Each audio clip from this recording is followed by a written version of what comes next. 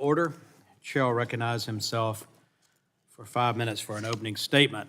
I want to thank you all for being here today and welcome to the Energy, Climate, Grid Security Subcommittee hearing titled Politics Over People, How Biden's LNG Export Ban Threatens America's Energy and Economic Security. Ignoring science and heeding the loudest of his political base, President Biden recently moved to ban exports of U.S. liquefied natural gas, or LNG. And he did this over the best interest of the American people. Less than 2 weeks ago, the Biden administration announced that it would impose an indefinite ban on the issuance of LNG export permits to non-free trade agreement countries while it conducts a review to consider the climate impacts of natural gas. The Biden administration did not issue an executive order or request Congress to enact legislation, but instead issued this major policy shift through a fact sheet and a press release. The announcement indicates no endpoint or timeline for this indefinite pause. We invited the Department of Energy to testify, but they declined to send anyone to this hearing. They left America and communities throughout Louisiana and Texas with many unanswered questions and unrecognized concerns. I'm thankful, however, we'll get to hear from witnesses who can speak to the benefits of U.S. LNG and how the ban on LNG exports will harm the American economy, our energy security, and our national security. LNG exports strengthen energy security, create jobs, decrease energy prices here at home, and lower emissions globally. U.S. LNG exports could support up to 452,000 additional American jobs and add up to $73 billion to the U.S. economy by 2040. They can also create billions of dollars in revenues for federal, state, and local governments. In addition to undercutting our domestic energy industry, President Biden's decision is a gift of Vladimir Putin. Global demand for natural gas is expected to increase 46% by 2050. And our European and Asian allies who want to do business with the United States will now look to Qatar, Russia, and Iran to meet their growing energy needs. The Biden administration's energy policy has been a handout to our adversaries. The happiest person when Biden took office was Vladimir Putin. He knew he could continue to exploit the stranglehold of the well-funded radical climate lobby has on this administration. These radical environmentalists don't seem to care about the economic and environmental benefits of exporting U.S. gas has, especially to countries desperate to escape energy poverty. Under current law, any person wishing to import or export U.S. natural gas must first obtain approval from FERC to construct and operate an LNG facility. This requires applicants to complete an environmental and safety review. After FERC issues the certification, DOE conducts a public interest review of the project. DOE is required to do this for all exports going to non-free trade agreement countries. DOE is required to grant the export application unless it is found that the proposed exportation and importation of LNG is not in the public interest. Congress intended the public interest requirement to consider economic factors when it originally enacted the Natural Gas Act. The Biden administration has weaponized this review in order to pursue climate objectives. Ironically, Biden and the environmental radicals are going to achieve the opposite because a ban of U.S. LNG exports will increase global emissions. Republicans have a solution. My colleague, Congressman Pfluger, recently introduced H.R. 7176, the Unlocking Our Domestic LNG Potential Act. This is a bill formerly led by Representative Bill Johnson. This bill would lift all DOE restrictions on the import and export of natural gas. Export facilities would still have to receive certification from FERC, but DOE would no longer be able to halt exports based on this administration's weaponized public interest test. DOE has consistently found that U.S. LNG exports serve the public interest because they contribute positive economic benefits and strengthen energy security for the American people. These exports also have the potential to reduce global greenhouse gas emissions.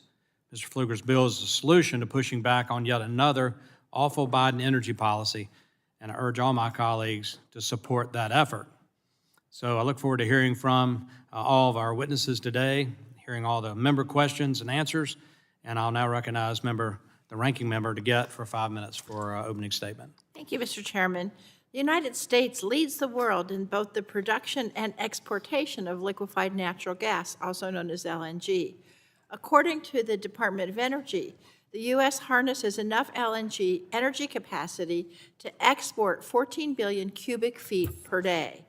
Based on FERC's latest report, there are enough LNG facilities under construction that are fully permitted to nearly double our current export capacity, and enough facilities that have not yet started construction. Unknown caller. Oh, hang on. Enough facilities that have not yet started construction but are fully approved by both DOE and FERC to more than triple our current export capacity over the next decade. These efforts will keep the U.S. on track to lead the world in LNG exports for years to come. Each proposed LNG export facility must undergo a rigorous permitting process outlined by the Natural Gas Act, beginning with FERC and ending with DOE. Applicants must obtain authorization from FERC to construct and operate a proposed LNG facility. Once approved by FERC, DOE considers whether the proposed export of natural gas is consistent with public interest. It's important to note that DOE is required to grant the application unless it's found to be inconsistent with public interest. So this sets a high burden of proof for denying a project. So many people may be curious as to what defines the, quote, public interest. It's a purposefully broad phrase, and it encompasses both economic and environmental considerations. It's imperative for DOE to include pertinent factors like domestic energy prices, greenhouse gas emissions, and impacts on communities that have been hit hardest by pollution throughout our history when considering how a project will affect our nation. As everybody here knows, this past month, the Biden administration announced a temporary pause on pending approvals of new LNG exports. This pause was announced to fulfill the administration's duty to protect Americans' interests under the Natural Gas Act and to allow DOE to update its underlying analysis for LNG authorizations. Analysis which was last updated in 2018, when the U.S. was exporting only 1/3 of the capacity that we have today. Now, that was pre-COVID, and the impact of the pandemic on our economy and communities must be taken into consideration. The fact that our nation's production has ramped up so quickly must be considered, especially since the U.S. currently has enough approved capacity to fulfill the world's energy needs in the short and medium terms. Continuously increasing LNG exports without updating guidelines to account for new information is a fundamentally unserious proposal. The administration's pause will allow them to update guidance to make sure we're not approving additional LNG exports to support other countries at the cost of Americans back home. This is responsible policymaking. In short, this pause will allow the Biden administration to better assess what future projects actually are in the public interest, while taking into account every aspect of these projects, including, critically, the emissions and pollution they create. The majority is attempting to rebrand this temporary pause as a, quote, ban on issuing LNG export permits, which is false. And I'm sure I'm going to have to repeat that over and over again today. So let me repeat it right now. The majority is attempting to rebrand this temporary pause as a, quote, ban on issuing LNG export permits, which is simply not true. Their plan is to give full authority over LNG exports to FERC and completely cut out any consideration of the public interest. I find it frustrating that the majority has labeled this temporary pause as harmful to American interests when unfettered production of LNG and the pollution that comes with it is what will harm our communities both in the short and in the long term.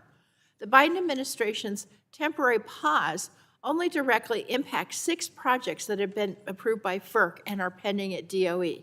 6 projects when we're already on track to increase production by 200% in the next decade. So these harmful mischaracterizations of the administration's action omit so many important facts. It's just simply hard not to be cynical about the purpose of this hearing. And so I think we should get serious here in Congress. I yield back. Chair will now recognize the chair of the full committee, Chair Rogers, for 5 minutes for an opening statement. Good morning. The U.S. is blessed with tremendous natural resources, which we've been able to harness as a result of free markets and an entrepreneurial spirit that is uniquely American. We've harnessed the power of nuclear energy, electrified millions of rural Americans' homes with clean hydropower, and ushered in the shale revolution, which unleashed clean natural gas. As a result of this, America is the #1 producer and exporter of liquefied natural gas in the world. This has helped us shift markets and bolster our own energy security and that of our allies away from adversaries like Russia and Iran, and has enabled the U.S. to reduce emissions more than any other nation, both at home and abroad. Leadership matters. American leadership matters. Rather than celebrating this legacy, President Biden is heeding the calls, as he puts it, of radical environmental activists who are intent on shutting down American energy. The president's recent decision to impose a moratorium on new permits for clean U.S. natural gas exports is the latest example of his administration putting politics over people. The administration has made its intentions clear. This is not a pause, as they claimed. This is a ban. The administration is ignoring the fact that natural gas continues to create millions of new jobs, bring manufacturing back to the U.S., and provide and revitalize our communities across the country. In 2022, in Pennsylvania alone, the natural gas industry supported $41.4 billion in economic activity. The shale gas development supported over 120,000 jobs. And there's similar experiences in states and communities across the country. President Biden's LNG export ban will end these benefits for local economies, kill American jobs, and increase energy prices for people across the board. It will send manufacturing overseas, increase our dangerous dependence upon China, and discourage investment in future American energy production. This ban is not only bad for our country, it's bad for our allies. The U.S. LNG has been the lifeline to Europe ever since Russia's invasion of Ukraine. It has helped reduce natural gas prices in Europe by over 83% since 2002 levels following Russia's invasion. In December 2023 alone, 61% of U.S. LNG exports went to Europe, keeping their homes heated, their businesses running, and their lights on. And it has also helped them reduce emissions. Not only is U.S. LNG more than 40% cleaner than Russian natural gas, it's a better option for power generation than other alternatives currently being used. U.S. exports spurred our European allies to quickly invest in new LNG import facilities in order to further wean themselves off of Russian natural gas. This decision to ban exports is a gift to Putin, and we all know Putin is using energy as a weapon. This is giving the Russians greater leverage over our allies while further funding their evil activities, including the aggression against the Ukrainian people. It will destabilize Europe's energy market and signal to our allies that we are no longer a dependable partner. From day one, President Biden has mobilized bureaucrats across the federal government to force an energy transition on Americans. From efforts like the Clean Power Plan 2.0, which will force states to change fundamentally how they generate electricity and raise costs across the board, to electric vehicle mandates that force Americans to buy electric vehicles, more expensive, less reliable alternatives. This administration's rush to green agenda is shutting down American energy production, driving up cost to consumers, costing people their jobs, and making us more reliant on China and our allies more dependent upon Russia. America's abundant energy resources are critical to our economic and national security. Instead of shutting down American energy, we must ensure energy security for us and our allies. President Biden's keep-it-in-the-ground policies are unsustainable, and they're harming America's future. Only by standing up for American values of free market, competition, innovation, environmental stewardship can we protect our future. Today's hearing will give all the members an opportunity to hear from some perspectives that are currently being intentionally left out of the conversation. And we'll hear about important solutions like H.R. 7176, led by Representative Pfluger, which will immediately end the Biden administration's ban on LNG exports.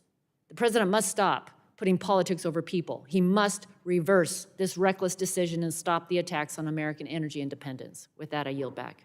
Julie yields back, and I now recognize the ranking member of the full committee, Mr. Pallone, for 5 minutes. Thank you, Mr. Chairman. Today's hearing will look at the Biden administration's recent action to ensure that exports of liquefied natural gas, or LNG, benefit all Americans. This is a common sense action. Before we send our energy resources abroad, it is only right that we first confirm doing so is in the American people's best interest, not the interests of our competitors. We should examine the impacts of LNG exports on energy prices, global greenhouse gas emissions, and environmental justice communities. China is also a leading destination for American LNG, and that deserves scrutiny. The president's action is not in China's interest. If you oppose China, you should favor the president's action. Furthermore, the law requires the Department of Energy to determine that LNG exports to non-free trade agreement countries are in the public interest before approving them. The Natural Gas Act is crystal clear in this regard, and the Biden administration's actions are designed to ensure that the Department of Energy is following the law. After all, the LNG market is completely different in the United States now than it was 6 years ago. Back in 2018, there were only 2 operating LNG export terminals in the United States for a combined capacity of 4.8 billion cubic feet per day. Now there are 7 operating facilities with the ability to export triple that amount, and DOE has already approved enough export permits to triple our LNG exports again. Today, the United States is also far and away the largest natural gas producer in the world. We alone account for 25% of the entire world's production every day, outproducing the next 2 biggest producers combined. If we're evaluating whether LNG exports are in the public interest in 2024, we should be using 2024 data and analysis to make that determination. There are a lot of reasons why the law does not allow for unfettered exports of LNG without review. The first reason is that LNG exports can drive up energy prices for American consumers. 2 years ago, we saw natural gas prices here at home triple to levels not seen since 2008, all because of Putin's invasion of Ukraine and the subsequent European energy crisis. According to one estimate, the price increases due to American LNG exports cost Americans more than $100 billion over 16 months. This alone is a perfect example of why the DOE review is necessary. And the DOE's examination is also necessary considering that a huge amount of our nation's LNG exports go to China. In 2021, China was the second most popular destination for American LNG exports. Republicans say they're tough on China, but in their pursuit of unlimited LNG exports, they're not only increasing prices on American consumers, but providing cheap natural gas to fuel China's industrial economy. That is contrary to American interests.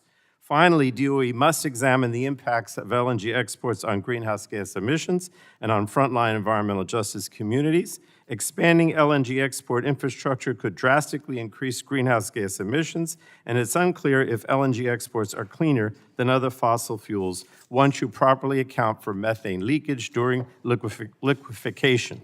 And these are questions that DOE must also answer. Studies also show that communities located near oil and gas facilities face serious adverse negative health impacts, including increased rates of asthma, lung cancer, and premature deaths. We can't ignore these impacts, and DOE must include them in any public interest tests so that we can better protect these communities in the future. Now, we're likely to hear a lot of misinformation from the Republican majority today, so let me set the record straight. This pause will not change the current export flow of LNG to Europe. It will not affect the LNG facilities currently under construction or the facilities that are already approved and have yet to begin construction. If the Department of Energy never approved another permit, our LNG exports could still triple from now until the end of the decade, and that's more than enough to ensure that Europe gets all the gas it needs. It is also ironic that Republicans are voicing concern for Europeans when they have refused to provide support to our Ukrainian allies as they continue to suffer from a barbaric invasion by Putin. Well over a majority of committee Republicans opposed the Ukraine aid package when it came up for a vote. Instead, House Republicans continue to do the bidding of their corporate polluter friends, pushing H.R. 1130, legislation that will remove all public interest determinations from LNG exports. It's just another example of Republicans putting polluters over people. The Biden administration is rightfully taking a different approach, making sure any additional LNG exports benefit the American people. And this action builds on the administration's commitment to lowering energy costs for Americans and protecting them from corporate polluters, the practice of corporate polluters of putting profits over people. So thank you again, Mr. Chairman, and I yield back. Gentleman yields back, and that concludes the members' opening statements. Chair would like to remind members that pursuant to the committee rules, all members' opening statements will be made part of the record. We'll now move into the witness testimony, and we want to thank all of our witnesses for being here and taking time to testify before this subcommittee. Each witness will have the opportunity to give an opening statement, followed by a round of questions from members. There's some lights in front of you, green, yellow, red, kind of self-explanatory, gets to red, need to wrap up. If not, I'll start gaveling, and then you will need to wrap up. Our witnesses for today, Mr. Toby Rice, President, CEO of EQT Corporation, Mr. Eric Cormier from Southwest Louisiana, Senior Vice President of Entrepreneurship and Strategic Initiatives with the Southwest Louisiana Chamber of Economic Development Allies, and I want to applaud Louisiana for electing Jeff Landry, a former colleague, as your new governor. Look forward to good things in Louisiana. And Ms. Is it Gillian or Gillian? Gillian. Gillian Giannetti, Senior Attorney with the Natural Resources Defense Council. And lastly, Brigham McCown, Senior Fellow and Director of Initiative on American Energy Security at the Hudson Institute. So we appreciate you being here today. I'll now recognize Mr. Rice for a 5-minute opening statement. Chair Duncan, Ranking Member Dingell, and members of the subcommittee, thank you for inviting me to participate in today's hearing. My name is Toby Rice. I am the President and CEO of EQT, America's largest natural gas producer. You know, I find myself in disbelief that I am seated in front of Congress today, responding to a moratorium on authorizations of U.S. LNG exports less than 2 years after this industry literally kept the lights on in Europe following Russia's invasion on Ukraine. That alone should be the end of the discussion. And for those of you that say Europe today is in the clear, it is worth noting that this is the second time I had to defend against calls to curtail U.S. LNG, arguments on both climate and cost impact. The first time was a letter I sent to Secretary Granholm just 8 days before Russia's invasion of Ukraine. That U.S. LNG saved Europe is just the latest in a long list of monumental achievements by the U.S. natural gas industry. It wasn't too long ago that our country was importing natural gas. Today, thanks to the shale revolution, our country finds itself in a position of energy independence, power, and wealth, as opposed to relying on Russia, Iran, or Qatar for our natural gas needs. Thanks to the shale gas revolution, we have had so much abundance that we have been able to power our allies in Europe and Southeast Asia, fostering trade and geopolitical alliances through the export of LNG. And thanks to the shale gas revolution, over the last 2 decades, not only has the U.S. had the lowest energy costs in the world, resulting in one of the strongest economies in the world, it has led the world in emissions reduction. The shale gas revolution single-handedly contributed to over 60% of the emissions reduction in the United States since the turn of the century by doing one simple thing: displacing coal with natural gas. The announcement from the Biden administration has sent shockwaves across both sides of the Capitol and both sides of the aisle. You see both Republicans and Democrats in a welcomed moment of bipartisanship urgently calling for Biden administration to undo this decision, a decision that will undoubtedly have a short, medium, and long-term impacts on our allies and our climate. Let's call this what it is. The Biden administration's decision was pure politics. The moratorium was made under the guise of updated research and a claim that we needed updated studies on the environmental and economic impact of U.S. LNG. But we all know what it really is, and that's an election year stall designed to garner votes. The Biden administration is touting the moratorium as a win for climate. In reality, it is significantly a blow backwards towards climate. As anyone that has taken the time to look at the data knows, we are hitting all-time highs for global emissions year over year. And outside of the United States, nearly half of these emissions are coming from international coal. Over the last 2 decades, it has become clear that the fastest, most impactful way to address this problem is to replace international coal with domestic natural gas. But still, there are those who say, what's the big deal? We're still the largest producer of natural gas. We're the largest exporter of LNG. Is it not enough? Well, let me ask you this question. Is replacing only 7% of the world's largest source of emissions enough? Not to me, and I think a lot of our friends pushing for climate solutions would agree. Now is not the time to slow down LNG. Now is the time to accelerate it. This is not to say that this industry is giving itself a free pass. We're doing everything we can to continue to provide Americans and our allies with abundant, affordable, reliable, and particularly cleaner energy.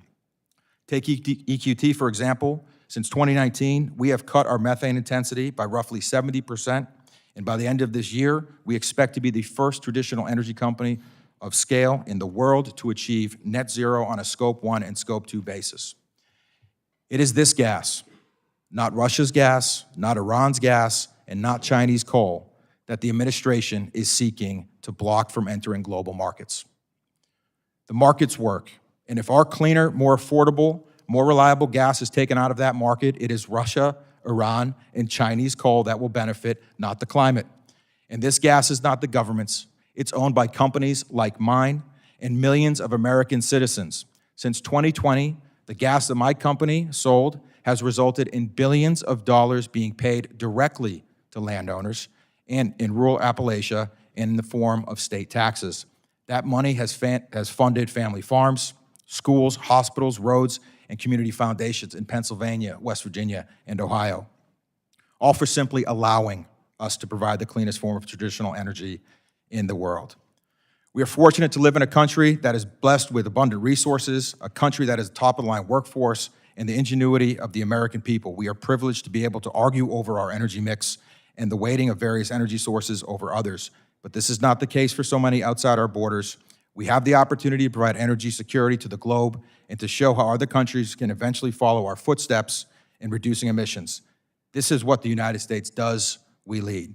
Let's stop playing politics with energy. Let's follow the data. And instead of pausing LNG, let's unleash it. Gentleman yields back. I'll now recognize Mr. Cormier for 5 minutes.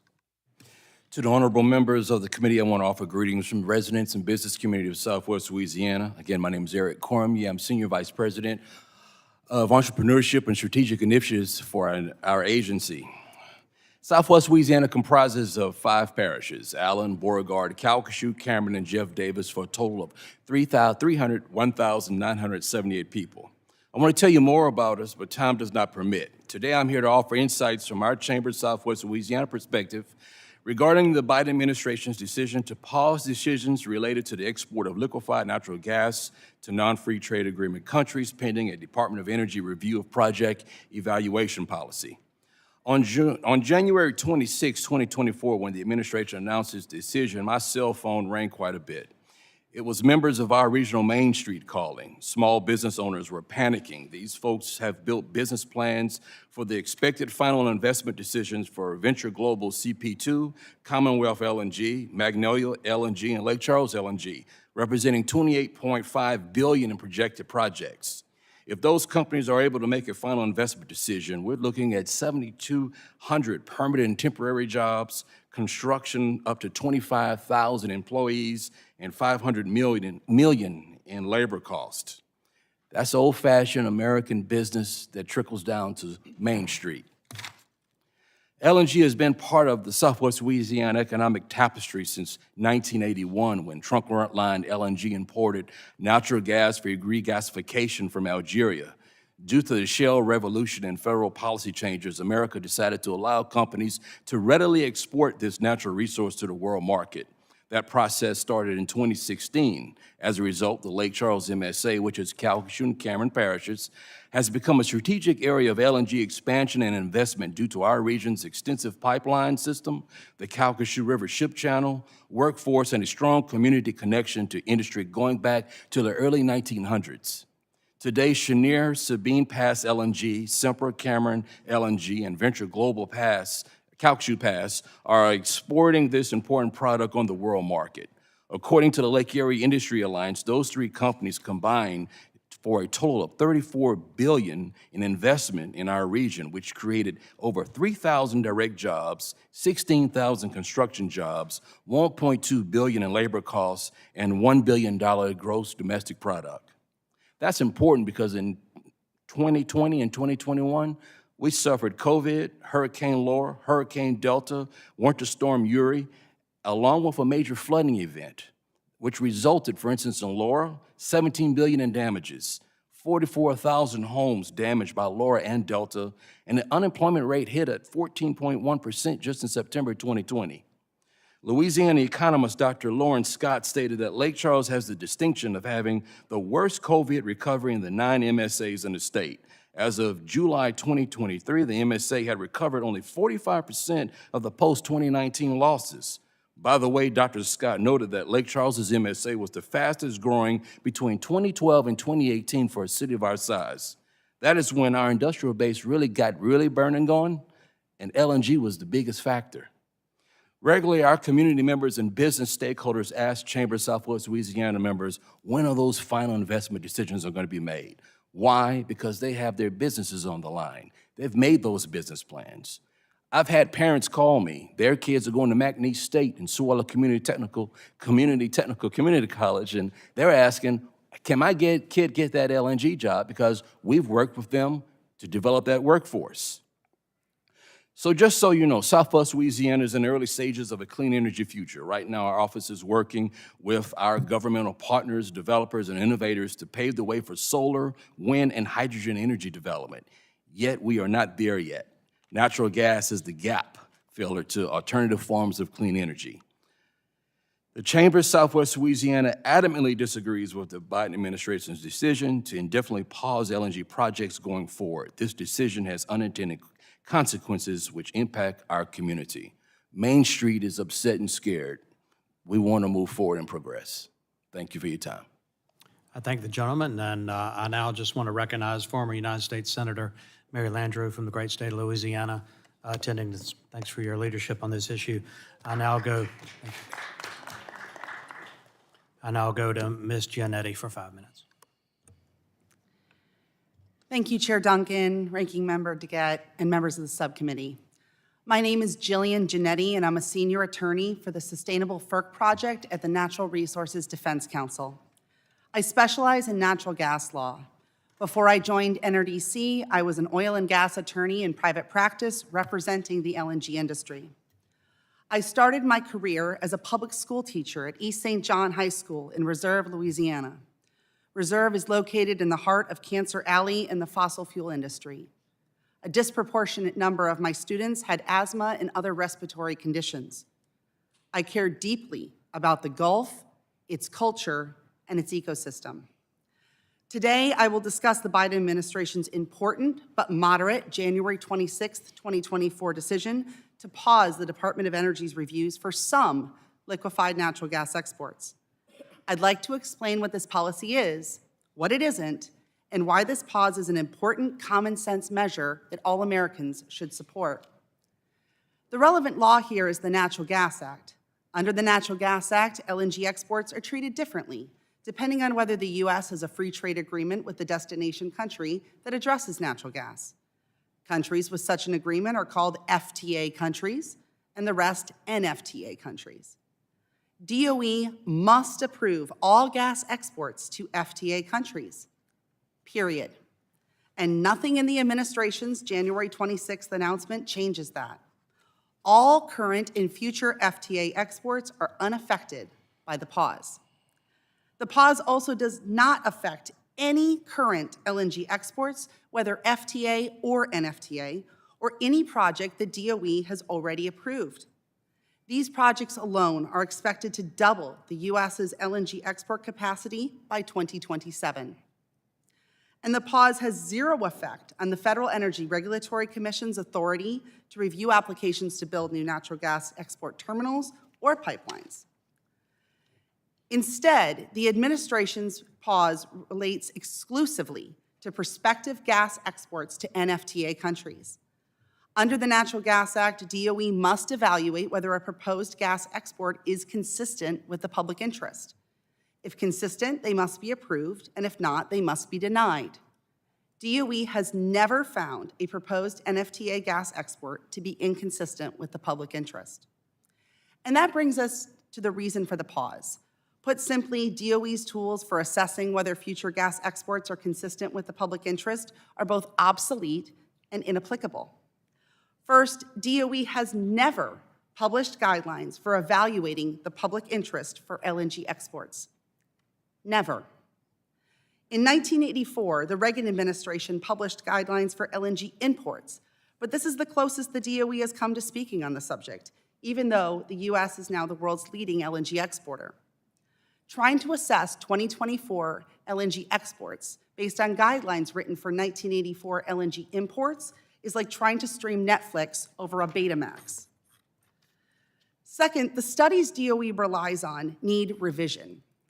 Although these studies date to 2018 and 2019, LNG exports have increased by nearly 200% since then, and these studies also include outdated analyses of the domestic pricing, consumer, and climate impacts of LNG exports.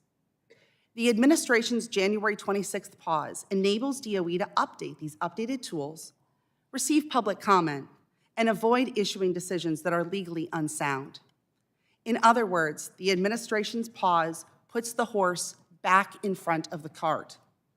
To that end, the pause wisely does not prescribe, recommend, or predetermine what the final analysis will look like, nor does it prematurely declare a position on any pending application. Remember, this action does not pause any current LNG exports, any already approved LNG exports, or any future FTA exports. And yet, it represents the boldest action that any administration has ever taken to ensure that DOE is properly assessing the impacts of exporting LNG on the U.S. public interest. In short, the January 26th pause is a common sense move that both respects our allies and puts the U.S. public interest front and center. And that's exactly what the Natural Gas Act demands. Thank you. Generally yields back. I'll now go to Mr. Cowan for 5 minutes. Chairman Duncan, Ranking Member DeGette, members of the subcommittee, thank you for the opportunity to appear before you this morning. In addition to Hudson, I also serve as a professor at Miami University in Ohio, and I've spent nearly 3 decades on active and active reserve duty as a naval officer and naval aviator, and have also held multiple senior appointments in the executive branch, working directly for cabinet members from both parties. The views I express today are mine and do not represent any other entity. We are experiencing significant geopolitical risks emanating across multiple theaters of operation. These strategic challenges seek to undermine our democratic values by those actors with significant control and influence over energy resources. America has long provided the tools, equipment, and resources that make freedom possible. The arsenal of democracy wasn't just about our innovation, our industrial base, or agricultural industry. These have always been certainly very important, but the glue for these efforts has always been American energy, which, for example, supplied our allies with 85% of all the oil and gas used during World War II. International events have brought into sharp focus the intrinsic relationship between energy, economics, and national security. It has also highlighted the degree to which an important American strategic asset, abundant energy resources, has been undermined by dramatic shifts in U.S. policy, which have often failed to consider such decisions' full and long-term implications. Last year marked the 50th anniversary of the Arab oil embargo, reminding us of the short-lived past energy policies that gave away our energy independence and the resulting dependencies that remained for decades. We're also reminded of short-sighted energy policies as Europe struggled following Russia's invasion of Ukraine. Last month, natural gas spot prices for EU countries averaged $9.56 per million BTUs. Lower, but still impactful as Europe's economic competitiveness and deindustrialization caused by these high energy prices continues. That said, Europe fares far better off than it would have been absent American LNG. By contrast, yesterday's U.S. Henry Hub price stood at $2.26 per million BTUs. Europe should not be allowed to recede into the background. Energy security highlights the need for a comprehensive approach and a stable policy environment coupled with innovation, technology, and international cooperation. Our allies would like to be able to have energy security as well. It has also highlighted the degree to which a strategic American asset has come to the rescue. Energy security, of course, is the ability to ensure the uninterrupted availability of reliable and affordable energy for consumption. It encompasses not only the supply of energy resources, but the resiliency of the energy infrastructure and the ability of a country to meet its current and future projected energy demands, while also dealing with emergencies, natural disasters, geopolitical tensions, and other issues that could disrupt supplies. This, in turn, requires a predictable and stable policy environment. Some have suggested that Europe or other allies have enough LNG. Still, it's prudent to note that our rather stoic allies have expressed real frustration with this decision, which for them directly undermines the very definition of energy security. Energy requirements in Europe, Japan, and elsewhere are expected to increase, not decrease. Additional LNG supply is required to continue lowering prices for Europe so they can become competitive again. Every Russian molecule that we remove reduces the money and the ability of the Kremlin to wage war. The need for redundancy to account for plant outages and other unforeseen events cannot be overlooked. The concern that America is seen as using energy as a policy weapon in global trade is real, and that an unreliable America pushes buyers and purchasers of LNG to other suppliers, or in the absence of availability, revert to higher emitting sources. The factors I just mentioned are not theoretical, but highly probable should this de facto ban not be reversed. Energy policies don't exist in isolation. They're not in a vacuum. They're inextricably linked to domestic and foreign policy principles. Finally, the very premise of the administration's decision seems counterintuitive, given the plethora of scholarly research on the subject to date. Thank you, and I look forward to addressing your questions. I thank you each for your testimony. We'll now move into the question and answer portion of the hearing, and I'll begin the questioning and recognize myself for 5 minutes. Australia, Bahrain, Canada, Chile, Colombia, Costa Rica, Dominican Republic, El Salvador, Guatemala, Honduras, Israel, Jordan, Korea, Mexico, Morocco, Nicaragua, Oman, Panama, Peru, Singapore, and the USMCA. Those are the countries we have free trade agreements with. What's missing from that list is the Czech Republic and Poland and a lot of other Eastern European countries that are historically been reliant upon Vladimir Putin and Russia for gas and energy in general. Also Japan, Taiwan, and others around the world that are looking to the United States to help them provide a clean, stable supply of energy to meet their growing needs and their energy security needs. I mentioned Poland, Czech Republic. In 1 year's time, they built a pipeline from Norway after Putin invaded Ukraine. 1 year, a pipeline from Norway to provide natural gas to Poland. Imagine if we could do that in the United States of America, to deliver gas to our communities and to export terminals to help our friends and allies around the world.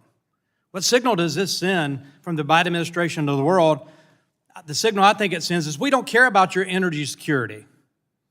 We've never manipulated natural gas or any energy source for political gain, like Vladimir Putin has by manipulating the spigot for European countries to influence political policy there. They faced a reality check when Putin invaded Ukraine. They need to meet their energy needs of their constituents, their citizens, and they've looked west to the United States of America because they've always known they could count on us to provide their needs in the energy sector when called upon. I'm going to start by entering in the record a letter opposing President Biden's LNG export ban signed by 152 Republican members of Congress. I co-authored this letter with Chair Rogers, the Speaker of the House, House leadership.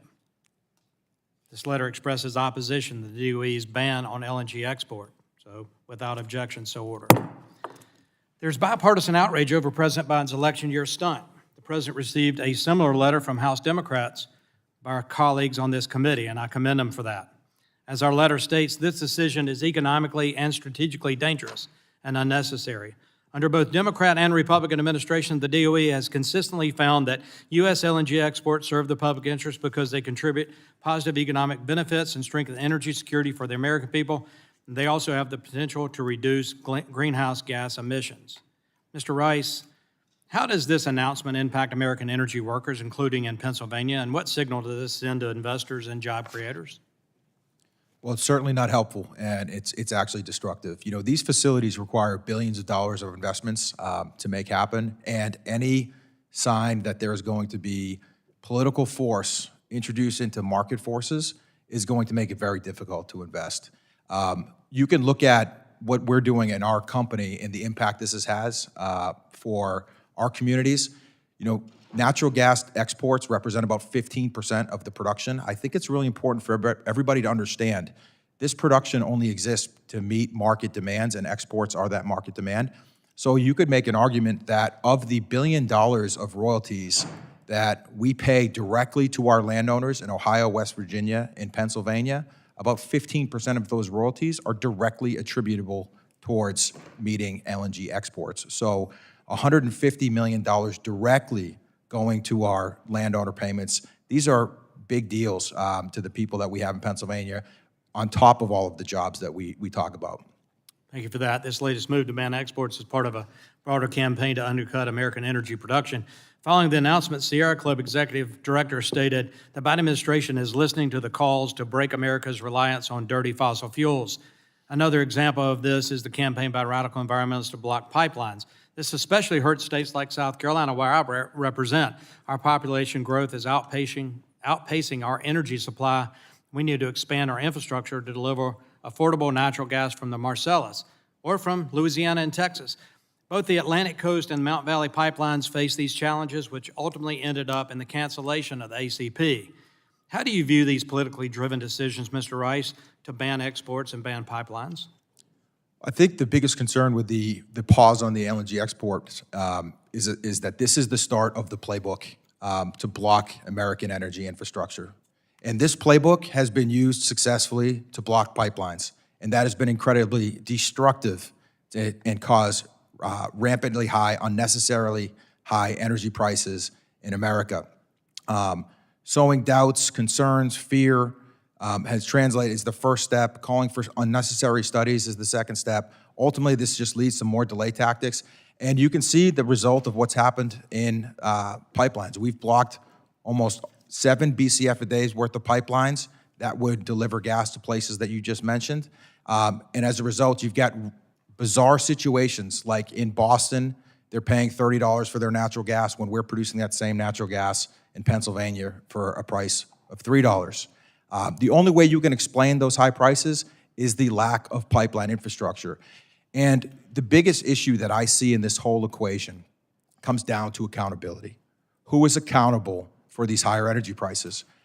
When energy prices are high in Boston, guess who gets the letter from senators about the high energy prices?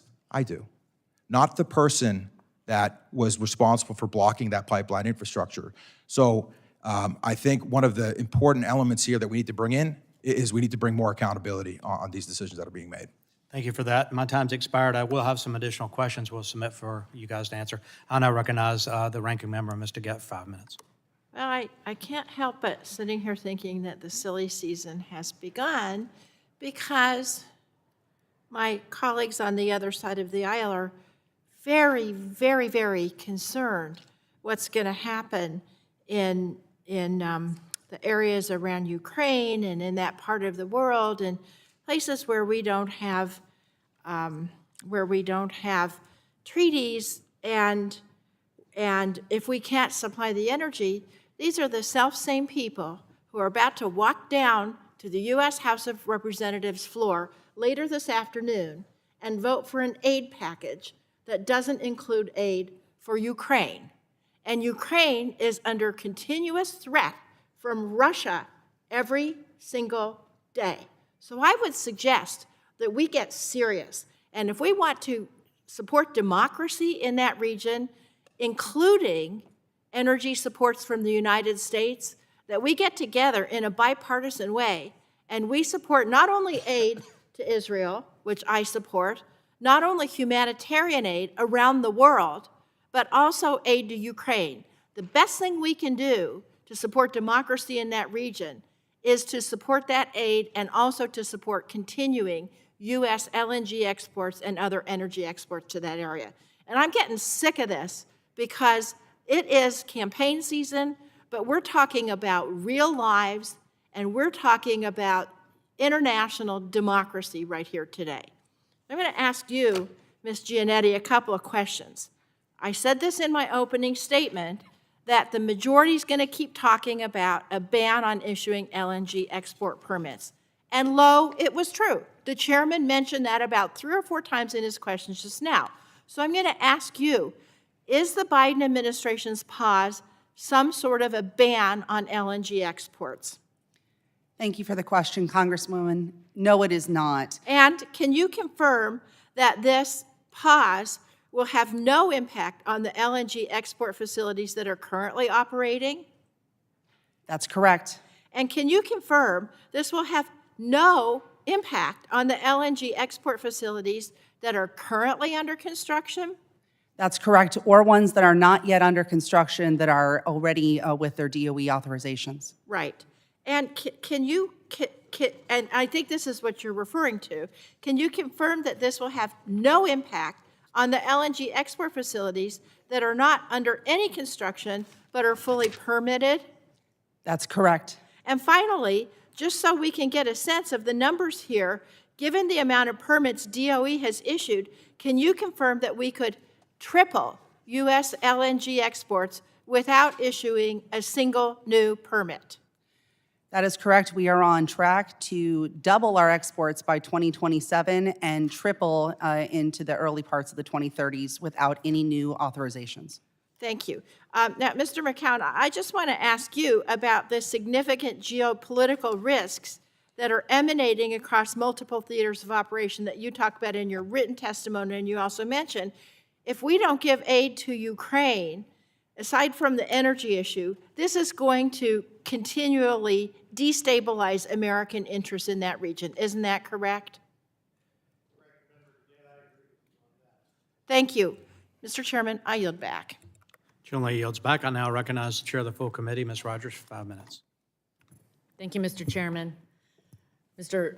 McCown, America's security and prosperity is my #1 priority as chair of the Energy and Commerce Committee. The world is entering a period of increasing conflict and unrest. We've seen global supply chains grind to a halt as a result of the COVID pandemic. Russia's war on Ukraine has dealt a major blow to Europe's economic and energy security. Hamas terrorists brutally attacked Israel, and Iran-backed militias are spreading violence throughout the Middle East. Through all of this, American energy has supported our economy and provided a lifeline to our allies in Europe and around the world. We know dictators like Putin use energy as a weapon. So it is deeply troubling for the administration to voluntarily disarm the U.S. and our allies with policies like these. So my question is, President Biden's political LNG export ban is dangerous and short-sighted. At least that's what I believe. Do you agree that this decision puts America's security and prosperity at risk? Chair Rogers, yes, I do. And I think we have to keep this in context that every LNG facility that has been permitted will not necessarily ever get built. So we can't count on that, number one. It's a private market economy. Some projects succeed, others fail.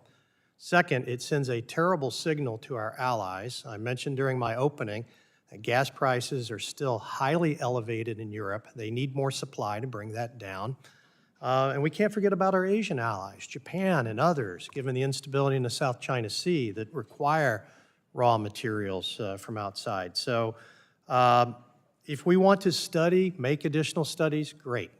But let's not make decisions until those studies have come out. And we all make mistakes, and I hope that we can convinced the Biden administration to reverse course and not gloat, but yet it's the wrong call. Thank you. As a follow-up, you mentioned the impact on our allies. I really see this as a gift to our adversaries, Putin, Iran. So would you speak to what the impact will be if America withdraws from global energy markets? Yes, if America becomes unreliable, and even this decision calls into question our continued reliability, countries will seek other options, other more stable options, so as to not have their eggs in one basket. We should keep in mind that the Qataris have, along with the Iranians, share the largest natural gas reserve in the world. And so that point is not lost on me, and that we produce LNG in a more responsible, more environmentally clean manner than any other country in the world. Yes, yes. The reason that America leads the world in bringing down carbon emissions is because of natural gas. And it has, and we've done that more than any other nation in the world. So it really begs the question, what is President Biden doing and why? Why is he imposing this natural gas export ban? Mr. Rice, U.S. LNG exports delivered to Europe are 41% cleaner than Russian gas. The science is clear on this. Can you set the record straight on the environmental benefits of natural gas? Well, very simply, on a Scope 3 basis, natural gas is between 40 to 50% cleaner than combusting coal, which is the largest source of emissions on the planet. The numbers that you cited, specifically on the emissions associated with making our product, are really centered on the biggest environmental issue we have on our industry today, which is methane emissions. And I'll tell you what I told Secretary Granholm 24 months ago. If you're concerned about methane emissions, keep the target there, because our industry is going to knock methane emissions out of the park. This is why it's important. We cannot let the emissions associated with making our product overshadow the emission reduction benefits when people use our product. As an example, at EQT, our carbon footprint is about 350,000 tons. That's the emissions it takes for us to run our operations to produce our natural gas. That includes methane emissions. But that amount of operations is going to produce an amount of product, when put on the world stage to replace foreign coal, is going to have an emissions reduction benefit of over 150 million tons. So a 350,000 ton benefit for 150 million benefit. Thank you. So it's clearly not about reducing carbon emissions.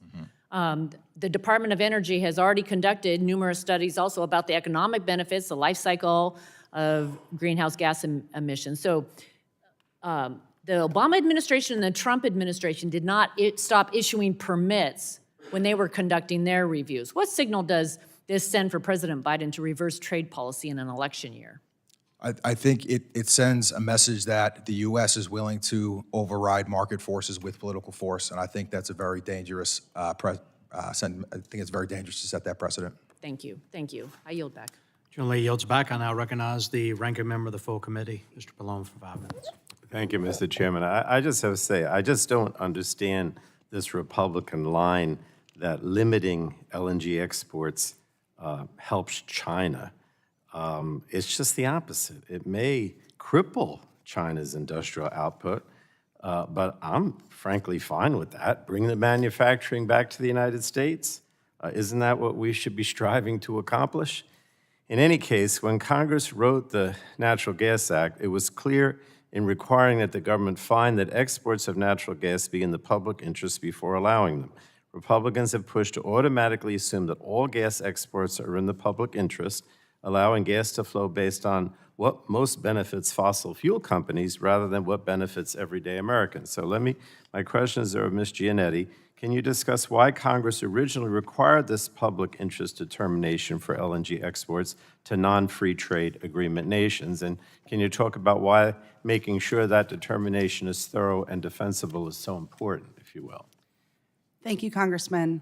The public interest standard actually dates to the 1880s with state statutes affecting railroad permitting. For as long as we have been permitting infrastructure in this country, we have understood that it's important to look at a holistic group of factors in evaluating whether that decision is correct. Going back to that time, environmental impacts were part of the consideration. For example, looking at the view shed or in fact, impact of infrastructure on a beach. That standard and understanding was universally understood in the 1930s and was part of the reason why this Congress rightfully copied it into the Natural Gas Act. Thank you.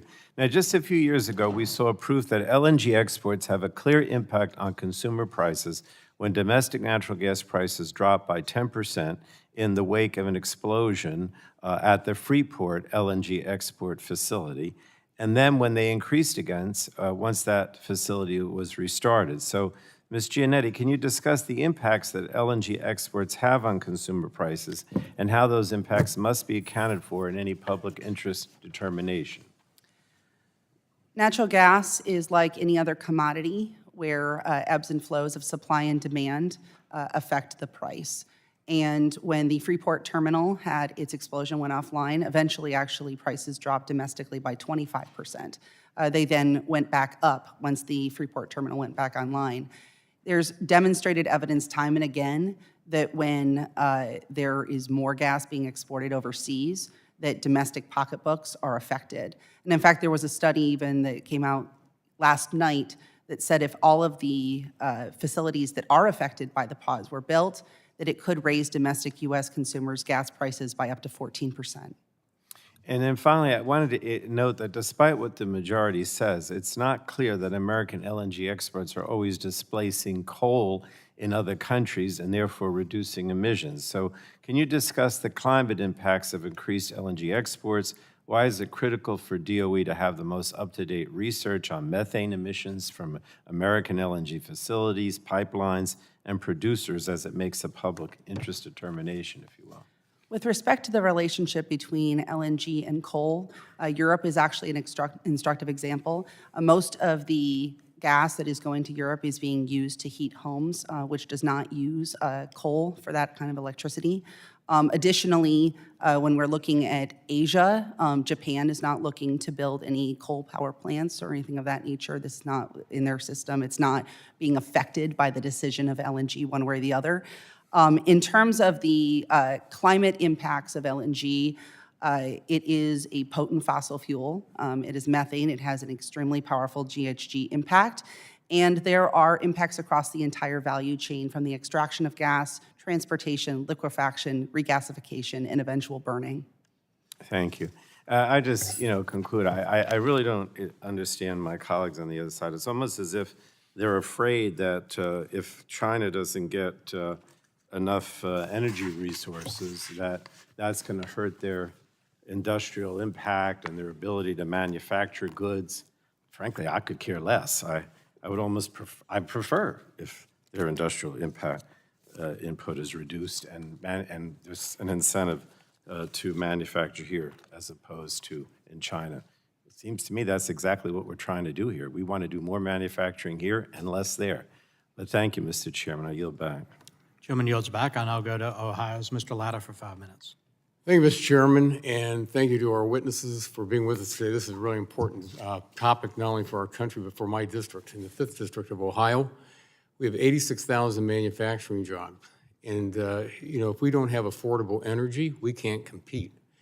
And what's made this country great in the last several years is our ability to produce this natural gas that makes our companies out there being out there and make what they got to make. There's an article that was in the, or an editorial that was in the Wall Street Journal the other day, and I'd like to get Mr. McCown and Mr. Rice your opinion on this. This is what it says. I'm not going to read the whole article.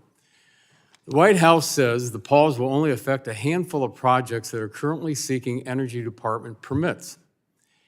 But this is dishonest. It will also freeze about a half dozen projects seeking FERC approvals and could halt another dozen or so that may have been permitted by previous presidents. That's because the Energy Department in December announced that projects not yet operating will have to reapply for permits. It's been 7 years since they were authorized, so projects in the works could get deep-sixed, even if they have billions of dollars committed in capital and contractual agreements with customers. Mr. McCown, your thoughts. Thank you very much. My understanding is that there's a shelf life on the permit of 7 years, and then you have to go back through the process, but I'll defer to Mr. Rice on that. But I think what is clear from this is that the policy is cloaked in this this pause. A pause is something I do before answering your question. It's a very short period of time. This is not a pause. This is a ban, and I don't think we're going to see the pause end until after the presidential election. And so I wish they would just call it what it is. It is an imparting environmental goals into stopping a very successful industry. Hey, Mr. Rice? Yeah, I mean, after listening to some of these questions and some of the answers here, I mean, the question I have is, if this is just a pause, why do we? It doesn't impact any of the markets. Why do we even have to do this? Why do we have to send this signal that America is going to play games with the energy security of our allies? I think this is a signal that is going to chill investments. And I was in Europe last week, and we had to have many conversations to reassure our allies that America will be able to depend on America to deliver the energy security that they've relied on in the past. Let me follow up, Mr. Rice. What happens to these companies that might be, as the Wall Street Journal said, might get deep sixed? What happens to these companies out there and their ability in the future to produce natural gas? Well, I'll tell you the playbook in pipelines, which I think is trying to be played here on the LNG front. Ultimately, these delays, stalls, ultimately increase the cost of these energy projects with the hope that these projects never get funded, never get built. This is exactly what happened with pipelines. And we need to prevent that from happening again, because blocking energy infrastructure in this country is the thing that has crippled our energy security, not only here in America, but preventing us from providing more energy security to our allies. Well, let me ask you this. Let's go downstream a little bit. What happens to the companies that produce the pipe and the equipment? Do they stay in business if they don't have anybody out there drilling? Well, without these projects, these companies do not exist. We've seen billions and billions of dollars be destroyed because of the environmental activism that have blocked pipelines, which are the safest way to move energy around this country. And so, just look at MVP as an example. It took an act of Congress to get a pipeline built in this country. Like, people ask me, am I excited about MVP getting passed by Congress? It's exciting for 1 second until you realize we're in a country where it takes an act of Congress to get a piece of energy infrastructure built in this country. Americans should be shaking their heads at that and looking for a fix. Mr. McGowan, do you think and believe that we have enough sufficient natural gas to supply not only our domestic needs and keep prices low, while also meeting growing demand that's out there, not only in this country, but around the world? Yes, sir, we absolutely do. And the bottom line is there are short-term price fluctuation swings as markets realign, but the trend line for our own domestic pricing is continuing downward while we are continuing to export more. There is not a direct, it's not a direct relationship, so it's not costing American consumers. Well, thank you very much, Mr. Chairman. If I may, I'd like to ask unanimous consent to submit for the record the Wall Street Journal article from February the 4th of this year for the record. So without objection, so ordered. Thank you. I yield back. Gentleman yields back. Chair will now go to the gentleman from California, Mr. Peters, for 5 minutes. Thank you, Mr. Chairman. I do have to say, I certainly think that the ranking member made an important point when she noted that people will be anti-Putin in this room and then go down the other building and vote for Putin. And I think it makes it really hard to comprehend. But anyway, and that's where this place is. I've never seen it in a worse spot. And here you are having to deal with us, so I appreciate you being here today. I think that the controversy stems from a wider issue that we've struggled to grapple with, at least on our side of the aisle, which is what's the role that natural gas and LNG play in the resource mix in the short and medium term and in the long term as we seek to decarbonize quickly as efficiently as possible. Our goal is to eliminate or minimize the harmful emissions of methane and other pollutants into our atmosphere in order to stop the current pace of warming and avoid the worst impacts of climate change. But it's clear that natural gas is not going anywhere anytime soon. And in my view, natural gas and LNG, Mr. Rice, you made the only case to me in my office about what we're going to do about powering up the rest of the world that doesn't involve coal. And I'm concerned, I think we all ought to be, what we really ought to be concerned about is pulling lignite out of the ground and burning it in the developing world. And so I'd like someone to come up with a better case than yours, but I have not heard from the nuclear industry.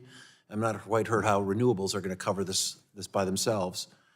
So I take it seriously, and you know, we have to keep our lights on and our allies' lights on while displacing dirty and expensive generation. But my focus is on emissions, and whether we're really reducing emissions of harmful pollutants, including methane, through a significant increase in LNG exports. And I think that does mean looking at the life cycle from production to transport to liquefaction and to shipping. And I think it's reasonable for us in the Biden administration to examine those impacts. And I think that's right. Now, I take your point about whether it's a pause or a ban. I don't believe that limiting supply is how you create an energy policy. I mean, we fight over pipeline by pipeline, and we win these battles over pipeline. What good does that do? It doesn't really change the mix. And if we don't export to Europe, they're going to buy from Russia. It's not like they're not going to use fossil fuels. So I think it's just a little bit more ambiguous than both sides are saying. But let me just drive at one point, Mr. Rice. You were quoting tons of emissions. Are you putting methane and carbon dioxide in the same bucket? Yes, that would include the CO2 equivalent. So you would convert methane into a CO2 equivalent, and So you're giving credit to the much more harmful impact in the short run that methane has on global warming. By taking a factor of, I think it's 84 times for the methane emissions, yes. All right. And I asked Ms. Giannetti, is that fair? What's wrong with that? What's wrong? What is he getting wrong on that in terms of looking at displacing dirtier gas or even coal? Why isn't he not right? Thank you for the question, Congressman. You know, one of the key questions that we need to analyze is the net effects of LNG export on our overall carbon footprint. There are pros and cons depending on where we're looking at and what countries we're talking about. I think we agree on that. It's just to put a fine point on it, if he's displacing dirtier gas and coal with cleaner gas, what's the objection to that? Or do you think that's not true? When we're looking at displacement, the methods of U.S. extraction vary from company to company. Even within the U.S. value chain, we have deep concerns about methane leakage and the impacts that can have on the overall carbon footprint. But, you know, to go back to something Do you think he's that not might... accounting for that in his calculations? Pardon? Do you think he is not accounting for that leakage in his calculations? I think that, you know, candidly, I'm not familiar with all of the data that Mr. Rice is talking about, but I do think that in our analyses at DOE, we do not currently, DOE does not currently do that. And, you know, to go back to a comment that Mr. McCown said earlier, you know, he said, let's do the studies and let's make sure that we are not making decisions until those studies are out. That's exactly what the department is doing through this decision. Well, okay, we're going to run out of time, but it would be interesting to actually have you guys have a conversation. Mr. Rice, why is you think she's not correct? Yeah, so we get a question a lot. Why do we need LNG? We've got other solutions like solar, we've got wind. Why do we even need LNG? The biggest misconception, I think, is that people don't really understand how much energy demand there is in this world. I don't blame them. That's a big thing to get your head wrapped around.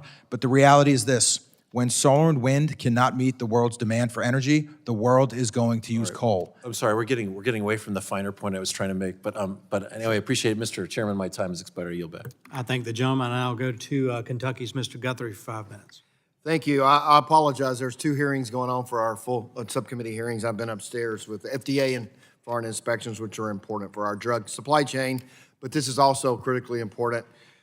And I just want to talk about, we're in the middle of debate on Ukraine funding and what's moving forward here in the House and the Senate. And I was in a meeting, and it was, only can say really, a major European ally, and it's someone who certainly spoke for the government, left of center, who said in the meeting to a group of members of Congress, said, "If you want peace, produce gas." That's a quote. And one of my colleagues immediately said, "Well, we understand all of the terminals in Europe are full, so even if we produce more LNG, you wouldn't be able to receive it." And this person said, "Well, sell it elsewhere, sell at the Pacific, I don't care. I just need the price to come down. That's what he said. That's a direct quote from somebody who certainly spoke for a government of a major ally in Europe. And it really struck me that the high price of natural gas or energy funds Putin's army, literally funds his army, and we're sitting here debating about sending money to Ukraine to fight the army we're funding because we don't produce enough gas. And so if you look at just the policy, if you're in the Biden White House, and you're looking at, I want to restrict exports of LNG, which will raise the price, at the same time asking our hard-charging taxpayers, hard-working taxpayers to fund, and I'm for our friends in Ukraine. Destroying Putin's army in Ukraine is a thing that would be good for America without American men and women doing it. And so Mr. McCown, and I would like to ask you if you would comment on that, just the national security implications of not exporting liquid natural gas. Yes, Representative Guthrie, thank you very much for that question. Yes, you know, the world is going to get its LNG from somewhere. And if not from us, it's going to be from other less stable, less reliable partners like Russia. Russia has... But even if they don't get it from Russia, the price goes up. Correct. So when Russia sells it to somebody other than our European friends, they're getting money. Yes, and choking off Russia's cash to fund its war effort through decreasing the molecules they're able to place on the market is very important. Mr. Rice, would you like to comment? Yeah, I'd just like to talk about how big this opportunity is that we have in the United States. I mean, just real high level, we've studied this. We have a resource that would allow us to be able to support quadrupling our LNG exports to about 60 BCF a day. To put that in perspective, and that would imply a $4 gas price here in the United States, putting it on the doorstep of Europe for a cost of less than $12. 60 BCF a day does not mean a lot to the normal person. But from an energy security perspective, 60 BCF a day is the energy equivalent of adding 10 million barrels a day, which is going to be a decarbonizing force to the world stage. The United States has the opportunity to essentially add a Saudi Arabia of clean energy to the world stage. Think about the amount of peace, prosperity, and influence that can bring from America to the world. It is world-changingly impactful, is what we have here in the U.S. So what would that do to the Russian or Putin's government's ability to wage war? Well, it certainly would replace their influence in Europe. And if you want to mitigate the influence of petro-dictators, because guess what? Putin is not the only bad actor on the world stage we need to worry about. Bring more energy into the world, lower the cost of energy. You lower the dollars that they're able to get from their selling energy. So again, I mean, there's so many benefits of how LNG can actually increase the security of our allies and also the security of Americans. And you'd agree with the comment of this European person that said, if you want peace, produce gas.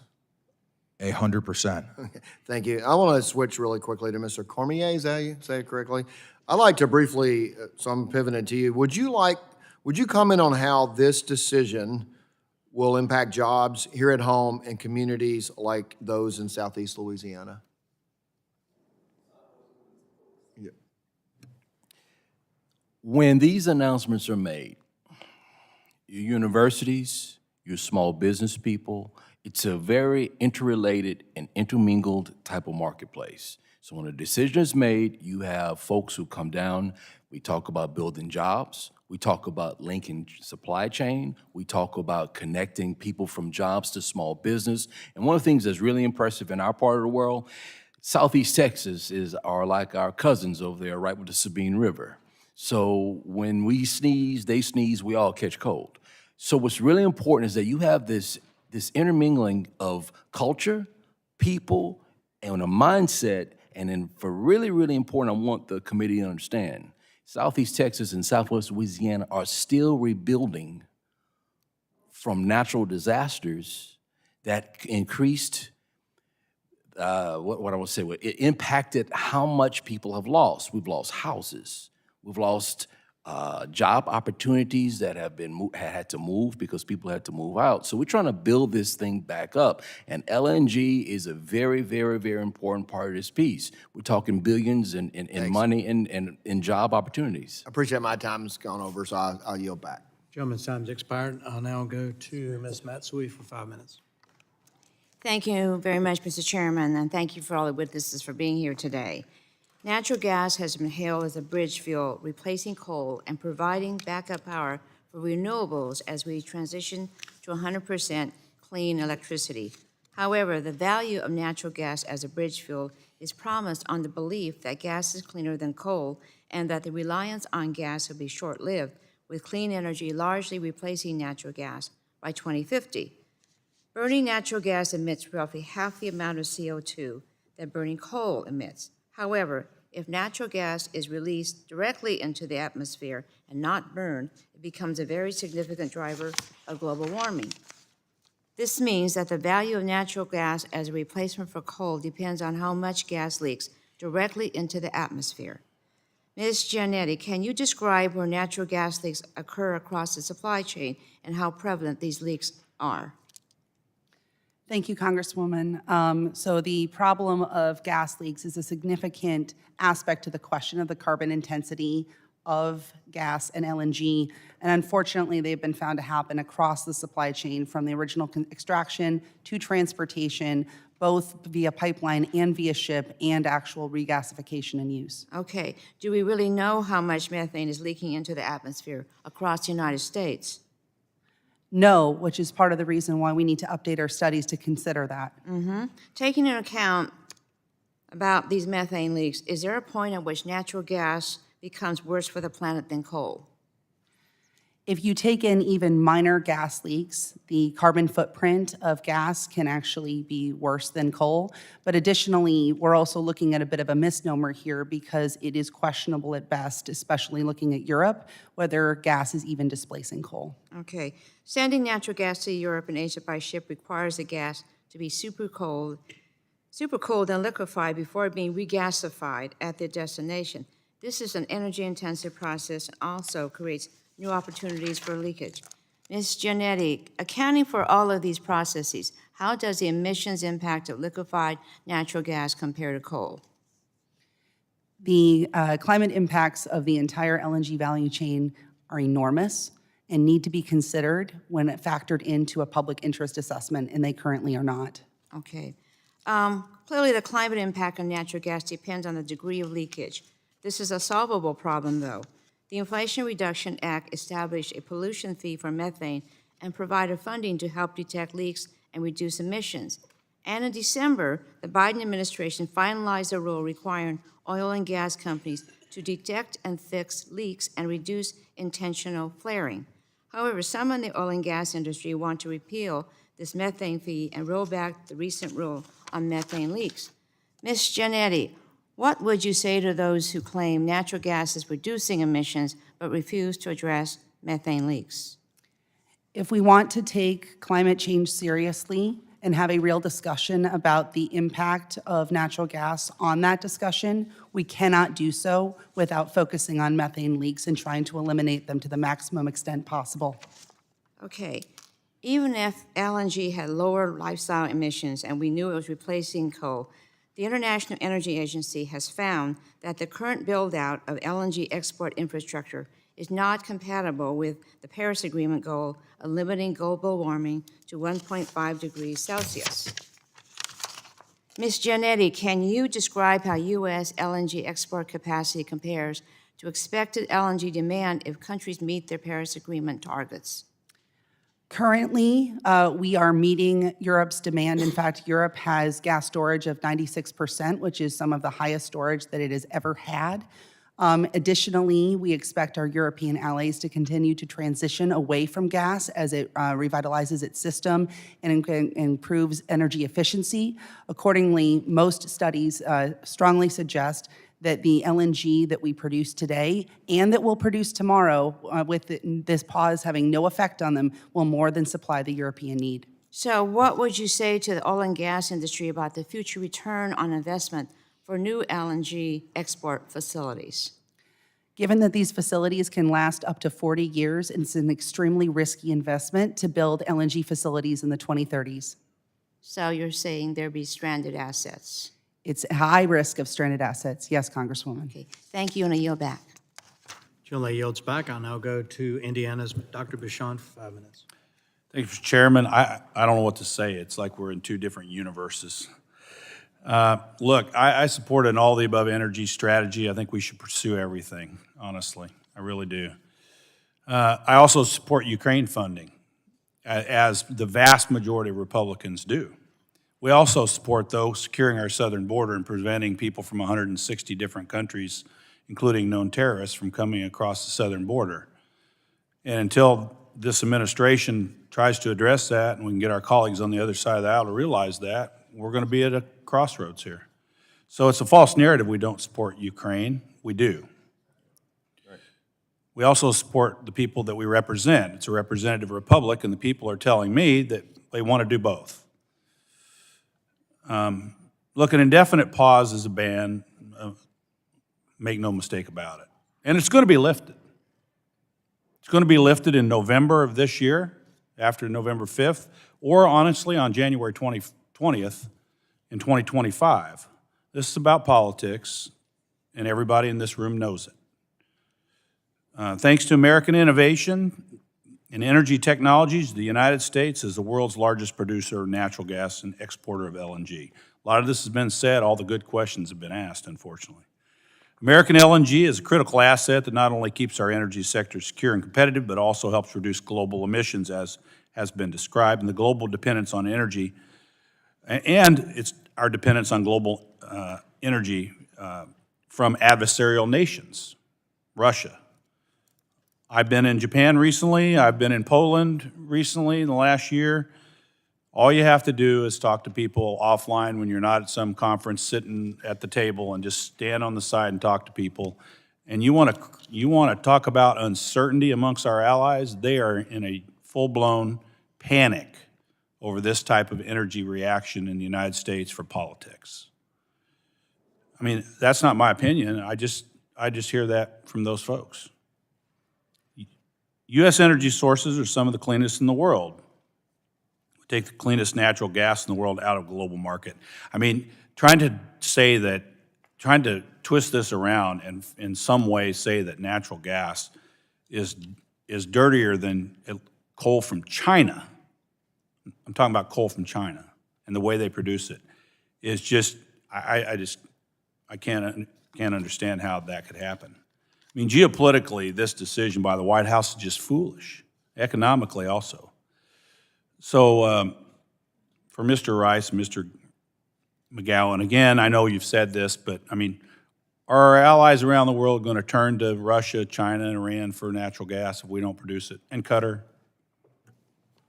Congressman, it's important to realize that 2/3 of the world's natural gas is contained in 4 countries: Qatar, Iran, Russia, and the United States. So who's going to provide the energy security to the world? If the United States doesn't do it, should not be Russia, should not be Iran. Qatar, a little bit small. It has to be the United States to provide this energy security to the world. Talk about the geopolitics also on this. Yeah. Sure. I was just going to mention A lot of that.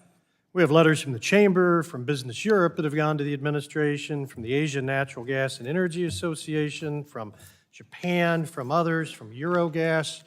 They're all aghast, literally, with what's going on. Yeah. It is a problem, and from the geopolitical implications, and by the way, it's not just coal, right? It's fuel oil, it's wood, it's other things that are being burned that are equally as worse, and Europe does burn all those things. But from a geopolitical standpoint, yes, there are only a few countries that do this, but they're going to go to the Qataris. They're going to go to others because for their energy security, they require regulatory certainty and stability as well. Let me just say this: when we were I was in Eastern Europe about a year ago. Do you realize that the Russian propaganda in those countries is at a fever pitch, probably Cold War era or more? What are they saying? Your government is causing you higher energy costs because they refuse to buy our natural gas that is cheaper than American natural gas. And guess what's happening? There are protests in those countries from people who live in those countries who happen to be communists. And they remember when the countries were Eastern Bloc, and their governments are under tremendous pressure to open up the spigot from Russia into their countries. If America backs away, they will be forced to do it. And guess what? It fuels Putin's war machine. I yield back. Gentleman yields back. I'll now go to my friend, Mr. Tonko, for 5 minutes. Thank you, Mr. Chair. The question is to Ms. Giannetti. Will DOE's announcement impact approval of LNG exports to countries that have a free trade agreement with the United States?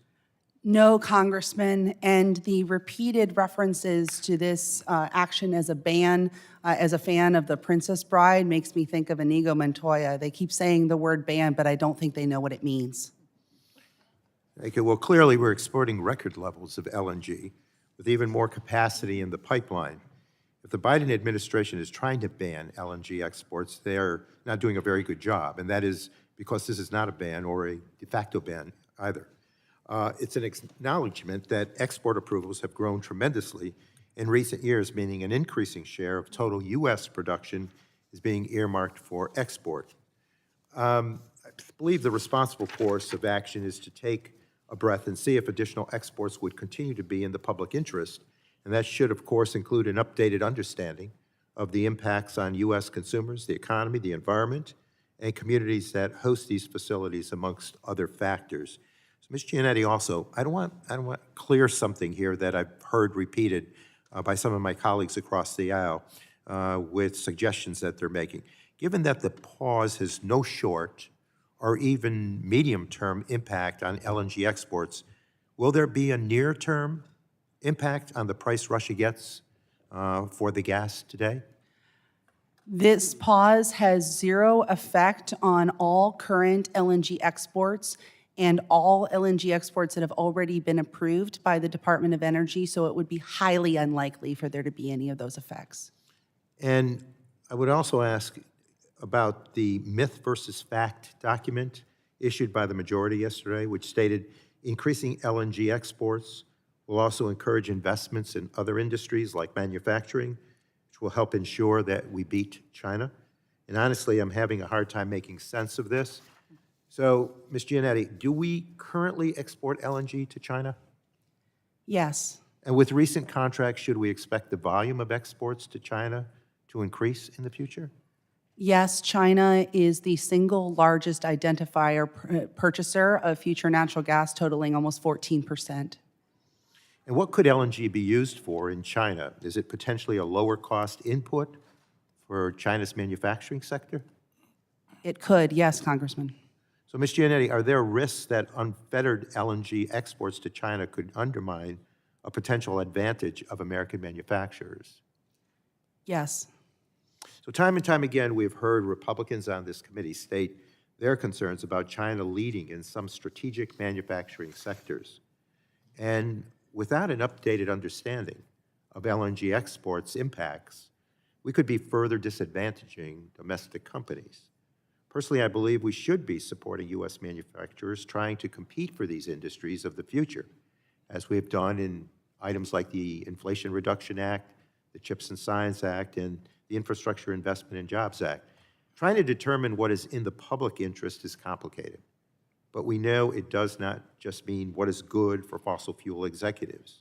So I applaud the administration for taking the time to do this review and get it right. There's a lot of documentation that I think would serve us well as we move forward with the pause. So with that, I thank you, Mr. Chair, and I yield back. Thank you. The gentleman yields. Chair recognizes Mr. Wahlberg. Thank you, Mr. Chair. I must say something initially here. It does bother me a bit to hear us challenged on this side of the aisle and not supporting Ukraine, when in fact we do support Ukraine. We've shown that in our votes. We also support securing our border, which is an awful important thing, I'd say to my Democrat colleagues. that if you supported our border, we could join you in supporting Ukraine in the both. Will the gentleman That yield? will I got an take place. idea. I don't have time right now. You know I don't state that angrily, but the bottom line, I'm sick of hearing us not supporting Ukraine. We do support that and have supported. You support the border, and we'll join together, I guess, in supporting Ukraine as well. Last week, I met with several delegations from around the world. They were here for the National Prayer Breakfast. I'll have to pray to get released from my anger right now. But in talking with them, they were here for the international portion of that prayer breakfast. A number of them expressed worry, literal worry and concern about President Biden's decision to indefinitely ban U.S. LNG exports and what it means for their energy, their security, their economy. I've got to say, with all due respect, uncertainty breeds insecurity. Uncertainty breeds insecurity, and that's not good for this time and place in our world. Energy security is national security, plain and simple. The Biden administration is turning their backs on our friends and allies abroad, not to mention American consumers and communities, in order to secure a few political points on their left flank, and this is what that's all about. Mr. McGowan, it seems short-sighted to me to upend an entire industry that millions depend on to appease environmental activists on TikTok. How important is policy stability for the global energy market, and what are the long-term national security consequences of this type of rapid policy shift?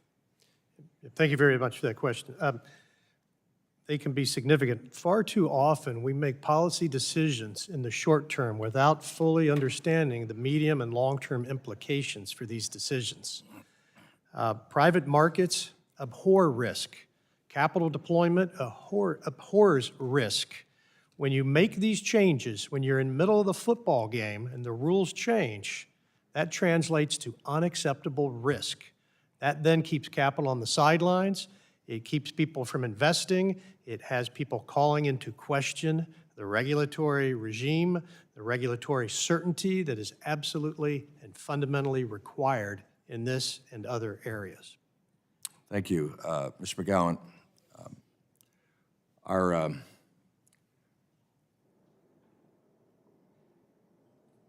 I'll leave it there. Secretary Granholm has indicated that there will be exceptions to the White House's policy in the case of national, and I quote, national security emergencies. And their fact sheet claims that we will still be able to supply essential LNG to our allies in the near term. Are these exceptions and assurances sufficient to address global energy needs? Mr. McGowan, from the Energy Secretary. No, they're not. I mean, frankly, the damage has already been done. The way to undo this damage is admit that it was premature and reverse course. And I would like to see that. And that would be my recommendation to the administration. And at the same time, I think we could avoid gloating and say, okay, we all make mistakes. Got it. You can pursue your studies, but upending the private market economy like this is terrible not only for America, but for our standing in the world. The ability just a year and a half ago, Secretary Blinken was saying, you can count on America. You can count on America's LNG. And here we are. Yeah. Thank you. Mr. Cormier, are you hearing concerns like this from companies in your community, and what's the impact? What we're hearing is constant panic simply because folks have built their plans for the future to hire people, to build restaurants, to build apartment complexes and housing. So it's a trickle-down effect. So folks are on standstill. And they have contracts, right? They have contracts. I know of someone right now who's worked on a project for over 12 years because it takes that much time to make these type of projects move forward. Friday morning, he called me and said, when am I supposed to do? And I had to sit and tell him, be patient, we're working on it. And do I have to renew and go through the whole process again? It's frustrating to see this take place, and I hope we wake up to it. I yield back. Gentleman yields back. I now go to Ms. Custer for 5 minutes. Thank you, Mr. Chairman. I want to make clear for the record, Mr. Wahlberg, I'd ask unanimous consent to enter into The Record today, the New York Times, Biden to make case for immigration and Ukraine aid bill. The president is expected to plead with Congress to pass a bill marrying an immigration crackdown to delivering emergency aid to Ukraine and Israel. Republicans have turned against the plan, likely dooming its chances. I ask unanimous consent. We've sent them the plan already. Act on it. We're just waiting for it to come to the floor. It's your speaker that refuses to bring it up. At the outset, I want to commend the Biden administration for its recent decision to pause new liquid natural gas export authorizations until it can evaluate if those LNG export authorizations are, and I quote, in the public interest. Today, the United States is the world's largest exporter of LNG, and between now and 2027, the United States is set to nearly double its LNG export capacity. One point I want to emphasize in this hearing is that LNG exports have a significant cost to American consumers. As Ms. Giannetti's testimony notes, over a 16-month period from September 21 through December 2022, LNG exports cost U.S. consumers more than $100 billion. This study is part of a growing body of evidence that demonstrates LNG exports increase domestic gas prices, driving up the costs of cooking, heating, and electricity for U.S. consumers and businesses. Ms. Giannetti, my first question is for you. How does the administration's announcement protect Americans from foreign gas buyers? The administration's announcement allows it to be able to revise outdated and obsolete studies that do not factor in U.S. consumer impacts to make sure that those very real and serious impacts are being evaluated in determining whether a project is in the public interest. Thank you. I want to put an even sharper point on your answer. Natural gas is the largest source of fuel for electricity generation in New England. When natural gas prices go up, so does the price of our electricity. My next question, again to you, I hope you can keep the answer brief. If the U.S. builds more natural gas export capacity, will electricity prices in New England increase as a result? All of the evidence suggests that, yes, it would. And I also want to talk about the economic reality of who truly benefits from LNG exports. As an illustrative example, Cheniere Energy, one of America's largest LNG exporters, in February 2016, Cheniere was the first American company to export LNG. At that point in time, its stock price was $30 per share. And today, with LNG exports at record high levels, Cheniere's stock is trading near an all-time high of $160 per share. While the market should reward innovation, risk-taking, and business acumen, lawmakers should be vigilant about who benefits from LNG exports and who pays the price, my constituents. Ms. Giannetti, do big fossil fuel companies like Cheniere benefit from increased natural gas exports while Americans, particularly in New England, pay more for electricity? Exporting natural gas is a very profitable business for companies like Cheniere. Unfortunately, it can have a very disproportionate impact on gas-reliant consumers in the United States, particularly low income. I represent my constituents who suffer from high energy prices, and I'm proud that President Biden is putting electricity customers in New Hampshire ahead of the interests of big fossil fuel companies and their share prices. And with that, I yield back.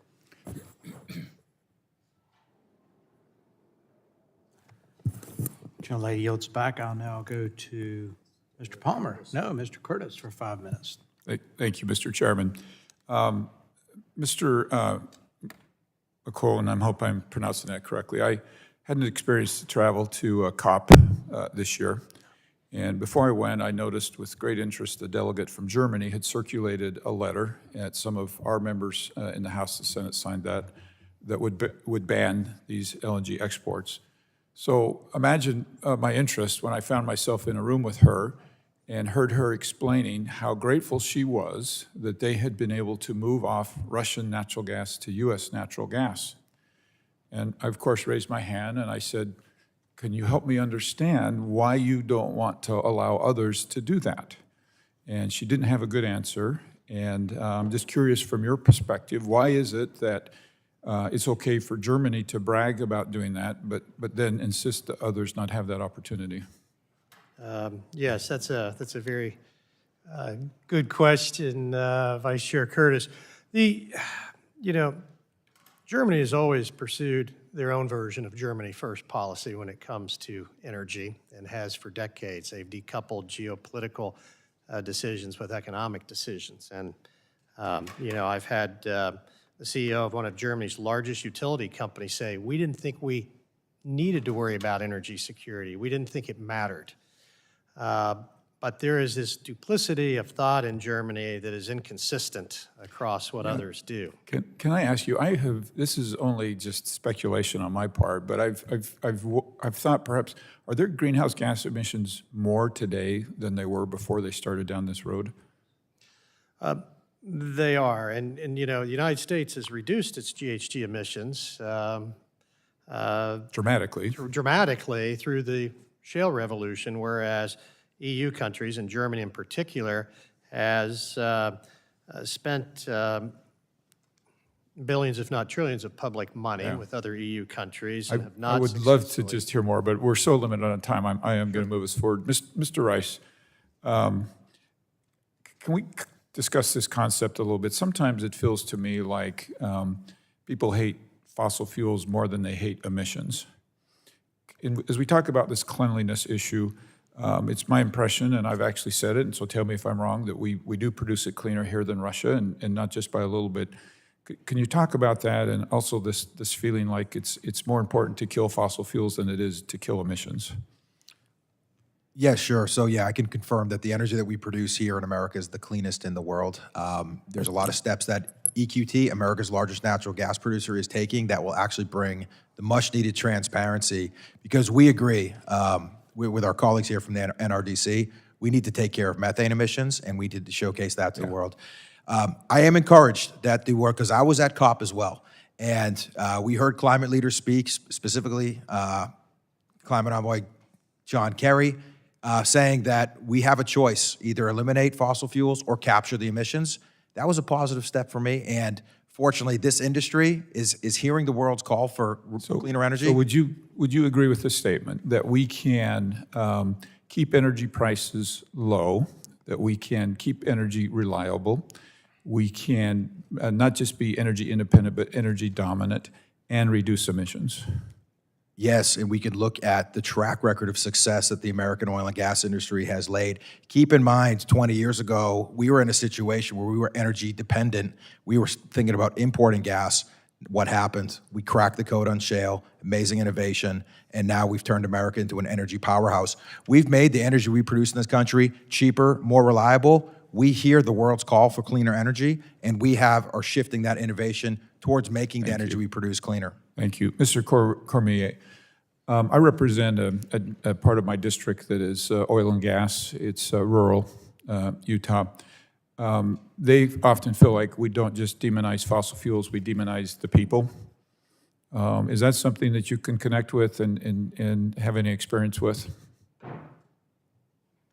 And by the way, these are the same people who helped us win World War II, who make sure that when we go over to light switch, it flips on, and that we keep our homes at 70 degrees. There's a sense of pride that the workers and the folks that live in our area have about being home to producing America's cleanest energy. In fact, we have worked on actually branding ourselves as the clean energy capital of the world, especially here in America. So when our folks get up in the morning, we're hardworking people, like a rural area. Yeah. That's what we do. And I'm out of time, but I would love to just go on. Maybe we should initiate some sister city relationships, because my people are just like that, right? Hardworking, good people. We'll switch and give you some boudin and some crawfish étouffée. All right. I regret I'm out of time. Thank you, Mr. Chairman. I yield. Take some. I'll now go to Ms. Schreier, Dr. Schreier, for 5 minutes. Thank you, Chair Duncan, and thank you to the witnesses who are here today. I would first just like to re-emphasize that my Republican colleagues are generating outrage based on what is, at best, a misunderstanding of facts. We are talking about a pause in permitting, not a ban. More than 14 billion cubic feet of liquefied natural gas is being produced every day, and more than twice of that capacity is already permitted. And DOE has already approved over 3 times our current export capacity. That is a whole lot of methane to meet near-term, even medium-term demand. So what this order does do is pause the permitting of new and pending LNG export applications and calls for a study to determine the climate and economic impacts of LNG exports as elements of the public interest, which has not been clarified. Since DOE has last examined the analysis of public interest, LNG exports have tripled, and as our tools and research for tracking life cycle emissions continues to advance, our emissions accounting looks grimmer and grimmer. Some studies even show that total greenhouse gas emissions of natural gas are worse than coal. So it's important that we take a step back while we are already miles ahead in LNG export capacity and fully understand the environmental and economic impacts as elements of the public interest.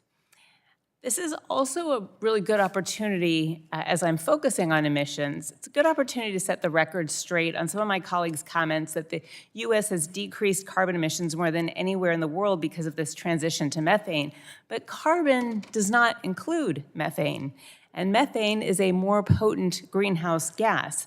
So the comment is really quite misleading, as leaks, even small leaks, will have a more detrimental impact. Ms. Giannetti, I'd like to ask you about what we know about how leaks contribute to the life cycle emissions of natural gas, of methane, and what does the latest evidence tell us about emissions and greenhouse warming? Thank you for the question, Congresswoman. Leaks can offset any potential benefits of LNG and make it actually as bad as coal, if not worse. And unfortunately, we see leaks all along the value chain from initial extraction to transportation and use. And we've been able to detect more of those leaks with recent technology, acknowledging that there are more of them. Now, as of 2023, we're the largest LNG exporter in the world. So pause or no pause, we should be doing everything in our power to reduce domestic life cycle emissions in our existing natural gas infrastructure. And I was proud to pass the methane emissions reductions program, and I'm glad to see the EPA announce a new rule to curb methane emissions from this sector. It is important to note, I think, as many of my colleagues have pointed out, that the U.S. can only impact leaks at home and not abroad. Can you talk about both the values of the initiatives we've taken here in the U.S. and perhaps about what we need to think about as we consider the entire supply chain and where those leaks might happen, even though they might not happen in the U.S.? There are critical measures that we have started to take and that we need to continue to take to improve the efficiency and reduce leakage domestically. Unfortunately, as you mentioned, Congresswoman, it is impossible for us to regulate those leakage rates abroad, which can contribute significantly to the overall carbon footprint of LNG export. And of course, because air is transparent, the air that is polluted from those leakage rates overseas does affect us here in the United States as well. Thank you. So I just wanted to emphasize that we are talking about emissions and we are talking about greenhouse gases and climate change, and emission-free options, whether it is nuclear, hydropower, solar, wind, they need to be more of a larger energy mix, and we should encourage other countries to move toward that path as well. And we do need to be mindful about energy security and not turn off sources until we have developed new ones. But there is no urgency, and this pause seems appropriate to me. Thank you, and I yield back. I thank the gentlelady, and I now go to Mr. Palmer from Alabama for 5 minutes. Thank you, Mr. Chairman. I'd just like to respond in regard to whether or not this is a pause or a ban. It takes years to get permits. for an LNG facility. There are billions of dollars in capital investment involved. And what's really happening here is this administration understands that. They don't understand a whole lot about science, but they understand a whole lot about politics and permitting. And I think they're deliberately creating uncertainty about permit approval. I mean, the Department of Energy in December announced that the project's not yet operational. Will have to reapply for the permits if their permit was approved more than 7 years ago. That's billions of dollars in investments that could go down the drain. But they've created uncertainty in order to stifle investment and to discourage foreign governments from entering into contracts with companies that might not be able to provide the product. So in regard to whether it's a pause or a ban, it's a ban. I want to point out a couple of things. One, we probably saved countless numbers of lives in Europe over the last couple of years because we've been able to provide LNG. Even with that said, because of the move to renewables in Europe and their reliance on Russian gas, 68,000 Europeans died last winter in what was a relatively mild winter because they couldn't afford to adequately heat their homes. These are people with cardiovascular respiratory issues.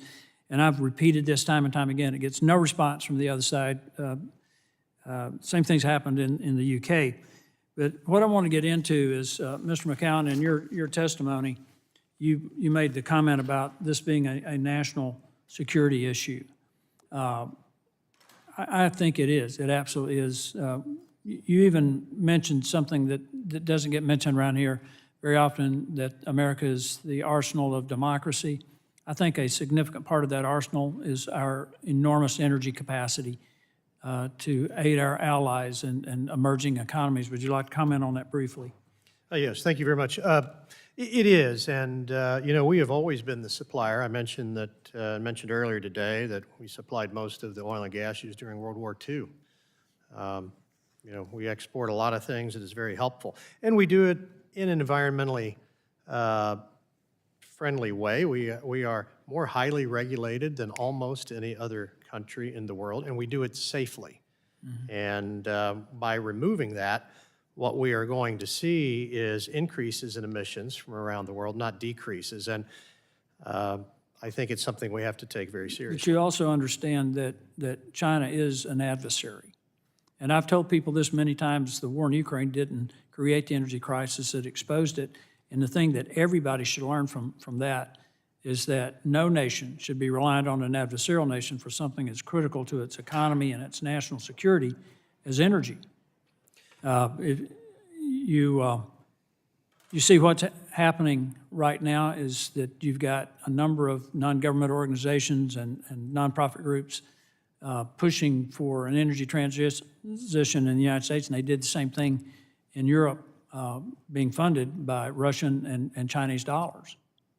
And yes, that's true. And, the transition is not an overnight occurrence. I think we all agree we want clean, cheap, affordable, and responsible fuel sources. The issue of pushing a premature transition upends our economic and national security. We need I'm an all-the-above kind of guy, but we need a responsible pathway toward net zero. Well, I worked for 2 international engineering companies, did everything from environmental systems to refuse to energy to aerospace. And there's some fundamental physics involved in an energy transition that apparently my colleagues across the aisle do not understand. We're not going to get to net zero by 2050 under any scenario. It's not possible. What we will do is wreak unimaginable destruction on the American economy. And going back to what's happened in Europe, in the UK in 2008, they wanted to be the model for shifting to renewables. They wanted to be set the model for Europe. Well, in terms of peacetime economic growth, their growth is the slowest since 1780. That's not 1980 or 1880. That's 1780, the year before Yorktown. And that's where we're heading. And just one, Mr. Chairman, just one point here. Venture Global's Gulf Coast CP2 would supply about 5% of the world's LNG by 2026. That would have a bigger impact on the U.S. economy than any green energy project. It would produce about $600 billion in revenue over the lifespan of the project, thousands of jobs, and reduce greenhouse emissions by 140 million tons a year. I cannot imagine for the life of me why we've got groups funded by Chinese money and Russian money that they're really about reducing emissions when I'm really concerned it's really about a threat to our national security. With that, Mr. Chairman, I yield back. Gentleman yields back. Before I recognize the next person, I want to ask you to help me welcome a Special Olympics medalist, a good friend of mine, Rachel Lewis, in the back of the room. Rachel's here for Special Olympics Advocacy Day. Welcome, Rachel. I'll now recognize Mr. Sarbanes for 5 minutes. It's not fair, Mr. Chairman, to have to follow Rachel now, but welcome. LNG terminals impact the communities in which they are located. We've heard about economic opportunity, as well, of course, as communities that use the LNG that passes through them. But there's a lot of ways in which communities are impacted. There's jobs, there's the environmental impacts, and other things that need to be considered. And DOE's pause in considering pending LNG export permits is not going to affect current operations at places like Cove Point LNG terminal, which is just south of my district in Maryland. But it will allow the department, rightly, to reassess the economic and environmental analysis it uses to better determine if future LNG exports will be a net benefit, considering everything to all affected communities. In other words, if they are in the public interest.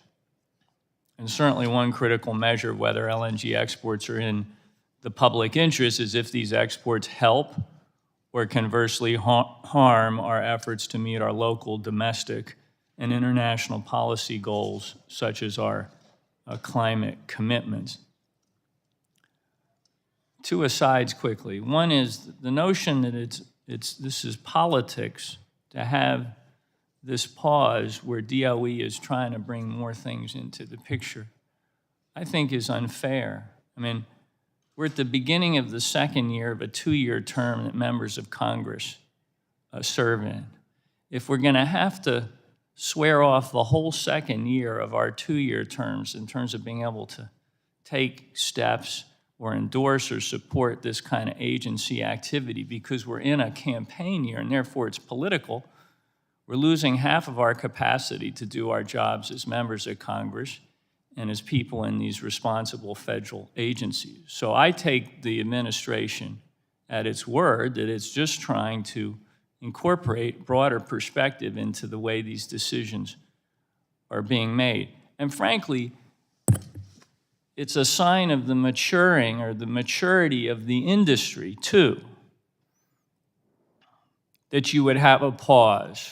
I mean, this LNG industry's been moving forward pell-mell, to their credit, with a lot of benefits associated with it. There's tremendous capacity in the permits that already exist that aren't being interrupted here.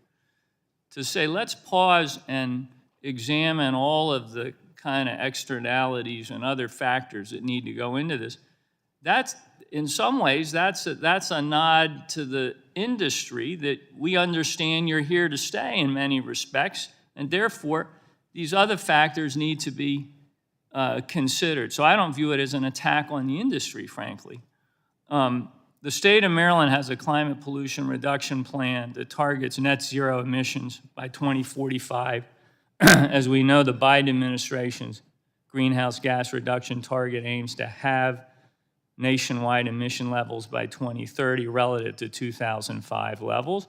At COP28 in Dubai, the US and nearly 200 other countries committed to transitioning away from fossil fuels and cutting methane emissions. Ms. Giannetti, can you please explain how US LNG exports impact our ability to meet these climate targets at all levels?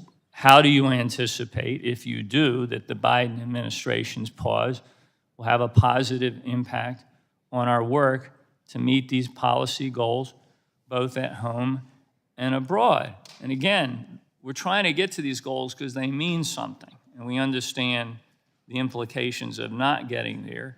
And there's lots of industries, not just the LNG industry, that are needing to be brought into that broader way of thinking here. So if you could speak to whether you think the pause can positively impact the progress we're trying to make towards these larger goals. The pause is a critical step to ensuring that the criteria we are using when evaluating far future LNG exports incorporate the known climate and economic impacts of those exports. If all proposed projects were built, the U.S. would overshoot its climate targets by 41%. And 67 members of European parliaments have actually written a letter congratulating the Biden administration on this pause and specifically stating that they do not want to be used as a pawn by the fossil fuel industry to continue to build exports that are not going to be used for their daily security needs. Thanks very much. I yield back, Mr. Chair. Gentleman yields back. I'll now go to Ms. Lesko from Arizona for 5 minutes. Thank you, Mr. Chairman. I have to say I have a lot of eye rolling going on over here, so I apologize. I have to deal with bad decisions this administration makes on a daily basis, but stopping the progress of building U.S. LNG terminals is just simply an irrational decision. I cannot imagine a worse conceived idea that is more detrimental to reducing worldwide greenhouse gas emissions, and it also decreases world energy security and U.S. national security. President Biden claims he wants to reduce emissions. Banning LNG exports does the opposite. Let's start off with some facts from Biden's own Department of Energy, his own Department of Energy. The U.S. has been the world leader in lowering carbon emissions. How did we do it? Primarily by substituting natural gas for coal power generation. We reduced our power sector emissions by 36%, over 1 billion metric tons of CO2. By 2050, worldwide coal consumption will increase from 8 billion tons to 9 billion tons, an increase of over 1 billion tons. If the Biden administration would do the smart thing and increase LNG exports to Europe, India, and Asia, we can help them reduce their coal consumption by the same percent, which would be 3 billion metric tons, and reduce CO2 emissions many billions of tons.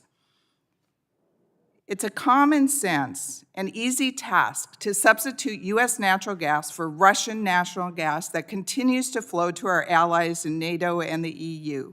Russian natural gas exported to Europe has a life cycle emissions profile 41% higher than U.S. LNG exported to Europe. If the European Union switched all of their natural gas imports to 2021 from Russia to the U.S., emissions would have been reduced over 218 million tons over the course of its life cycle.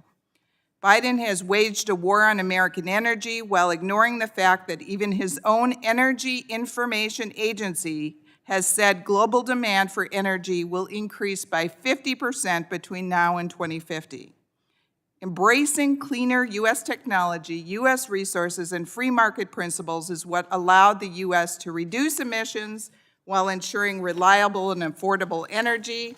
President Biden and his administration have consistently opposed American energy development. Rather than restricting domestic energy and mineral production, we need to unlock American resources to provide energy security here at home and for our allies abroad. Mr. Rice, this so-called pause was a political decision taken by DOE, given that DOE has now politicized a process that is clearly in our national interest, and FERC is supposed to be an independent and not subject to pressure from the White House or the Department of Energy. Do you think this committee should consider revoking DOE's review for these projects and give sole authority to FERC? I would defer to you on what you think is best, but I would give this perspective for you to consider. The pipeline cancellations that have taken place in this country, and the pushback has obviously shown that there is a sign, there's a need for us to take actions to reform the permitting process, and hopefully we can get it right, because without it, we're on the brink of another energy crisis. Thank you, Mr. Rice. Mr. McCown, Mr. Pallone earlier said exporting more LNG from the United States will help China. Can you give your thoughts on that comment? Yeah, well, with China building a coal-fired power plant every other week, couple of week, it's hard to see how that's the case. And what's curious to me is if we care about emissions, we should be talking about China and India a whole lot more and less to the United States. But U.S. LNG abroad is reducing greenhouse gas emissions through substitution of not only coal, but other even higher intensity burning products. Thank you. And Mr. McCown, I've been told Germany is very upset that we are doing this so-called pause on LNG permits because, quite frankly, they were promised by the Biden administration that we were going to help them if they got rid of Russian national gas. Is that what you understand, and what are your thoughts on that? That is what I understand as well. And let's remember that Germany runs on natural gas, not renewables just yet. Thank you very much, and I yield back. Only yields it back. I'll now go to Mr. Cardenas for 5 minutes. Thank you, Chairman Duncan and Ranking Member DeGette, for holding this important hearing. And I appreciate the opinions of the witnesses and you sharing your expertise with us. Under the Natural Gas Act, Congress required the Department of Energy to ensure that LNG shipments to non-free trade agreement countries are in the public's interest. This requirement was intended to put Americans and the communities we represent first. However, guidance on how the department makes the determination on what is in the public's interest has not been reviewed in over 40 years. Not only that, but the data that the department has been using in its analysis is outdated and inadequate. The administration's recent pause on LNG exports is an opportunity for the department to conduct a long overdue analysis to better reflect updated climate and economic realities that face our nation and the world. As a result, this process will allow for a more accurate determination on what is in Americans' best interest, including the people who will be most affected by these consequences. Ms. Giannetti, we know that LNG terminals burden the communities that host them. This has been made clear by science, federal court decisions, and what we have heard directly from communities. In your testimony, you said that the LNG exports have critical environmental justice impacts that DOE does not currently analyze. Can you explain how the DOE currently considers the short and long-term impacts of LNG exports on frontline communities, if at all? And even if the DOE doesn't currently consider them, can you talk about the impacts that these LNG terminals have on frontline communities? Thank you, Congressman. The Department of Energy does not consider environmental justice impacts of LNG export to date. That is part of the reason why it is important to update the criteria by which we do a public interest assessment. LNG can have a significant impact on environmental justice. The terminals are, by and large, built in communities that are disproportionately minority communities and lower income. It can cause issues with asthma, respiratory illnesses, and release of toxic compounds into the air. And these impacts have extremely serious effects that can compromise the vitality and economic security of the regions that are directly affected. Environmental justice is one of the most important issues that we need to look at today, and unfortunately, the department currently doesn't do that. Thank you very much. Ms. Giannetti, how will the administration's pause enable the DOE to better incorporate environmental justice impacts into its decisions, and why is this reassessment potentially a big step forward for environmental justice? The pause enables the department to not only work with scientific studies and with the own national labs, but also to solicit feedback from community members that are affected by LNG development to ensure that we are properly accounting the disproportionate impact on environmental justice communities. Thank you. Unfortunately, throughout this Congress, Republicans have built upon a decade-long effort to remove public interest determinations from LNG exports. If Republicans were successful in their efforts, only FERC would need to approve LNG export terminals. Can you talk about why this would be concerning, given FERC's recent history of ignoring climate and environmental justice impacts in its certificates under the Natural Gas Act?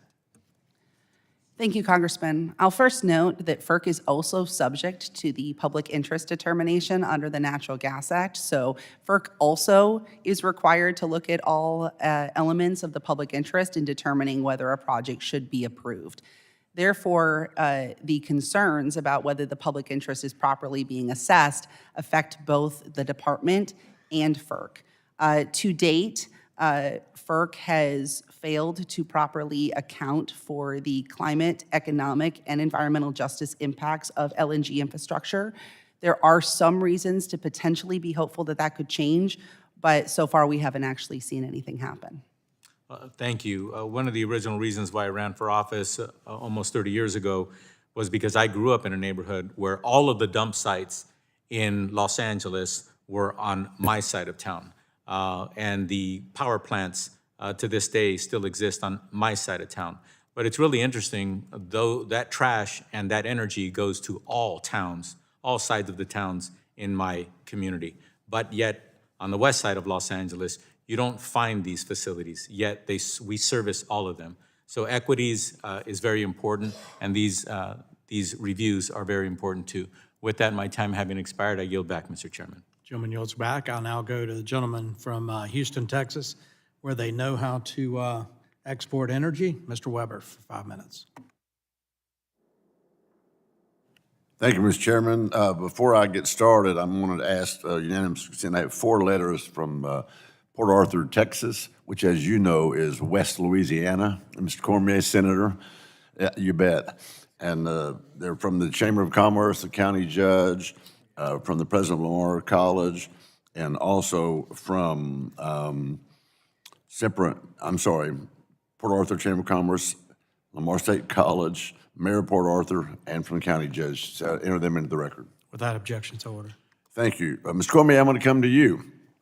I'm a little put out with you. You offered to give somebody boudin and crawfish etouffee, but you didn't say nothing about gumbo. You wanted chicken and sausage or shrimp and crab? Well, both, all 3 of them. Well, my bride of 47 years grew up in a little town called Nederland over there by Beaumont. So we watch Southeast Texas, or Southwest Louisiana, if you will. You said if one of us sneezes, the other catches cold. We appreciate what y'all are doing. Port Arthur has been the victim of blight.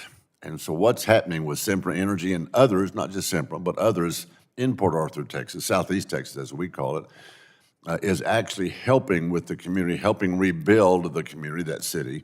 You know, I've got the 4 coastal counties of Texas, starting at Louisiana border, going down the down the curve of Texas. We have 7 ports, more than any other member of Congress. Some have 4. We produce 65% of the nation's jet fuel, 80% of the nation's military-grade fuel. Energy for us is a big, big deal. I'm going to segue over to you real quick, Ms. Giannetti, if I can. If, in fact, the LNG is capable of helping to lower greenhouse gas emissions in the world, that would be a good thing. Yes or no, it would be a good thing if it does it.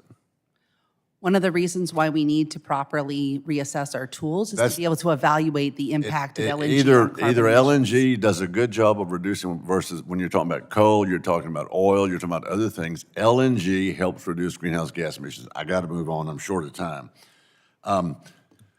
Back to you, Mr. Cormier. Can you elaborate on the jobs from your vantage point, both direct and indirect, the tax revenues, and all that these LNG export? By the way, I didn't say we have 2 LNG plants in our district. We have Freeport LNG, and we have we have Golden Pass LNG, Sempra on the boards.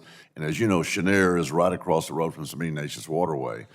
And Sabine Neches Navigation District has a contract to export their LNG out. So we in Texas are responsible for a lot of that. Tell us about both direct and indirect impact on jobs, the tax revenues, and all that these LNG export facilities bring home. Tell us about that. This is directly from McNeese State University's H.C. Drew Center for Economic Development. In terms of completed and operating LNG facilities, construction resulted in impacts of almost 17,000 jobs, over $1.2 billion in labor income, almost $1.5 billion in real GDP. Operations resulted in annual impacts of over 3,000 jobs, almost $350 million in labor income, and over $1 billion in real GDP. In terms of the announced LNG facilities, construction will result in impacts of over 25,000 jobs, almost $2 billion in labor income, over $2 billion in real GDP, and operations would result in almost 4,000 jobs, almost $440 million in labor income, and over $1.3 billion in real GDP. That's the numbers that we have locally. And then that says a whole lot, that we're doing a good job as creating jobs. It is reducing greenhouse gas emissions, whether some here want to admit that or not. Mr. McCown, I'm going to jump over to you. In your testimony, you lay out the path forward for counties that rely on U.S. LNG if this export ban remains. And this is an election year, and let's make no, it's funny that our friends across the aisle want to talk about, we're making it a political thing for whether it's Ukraine funding and blah, blah, blah.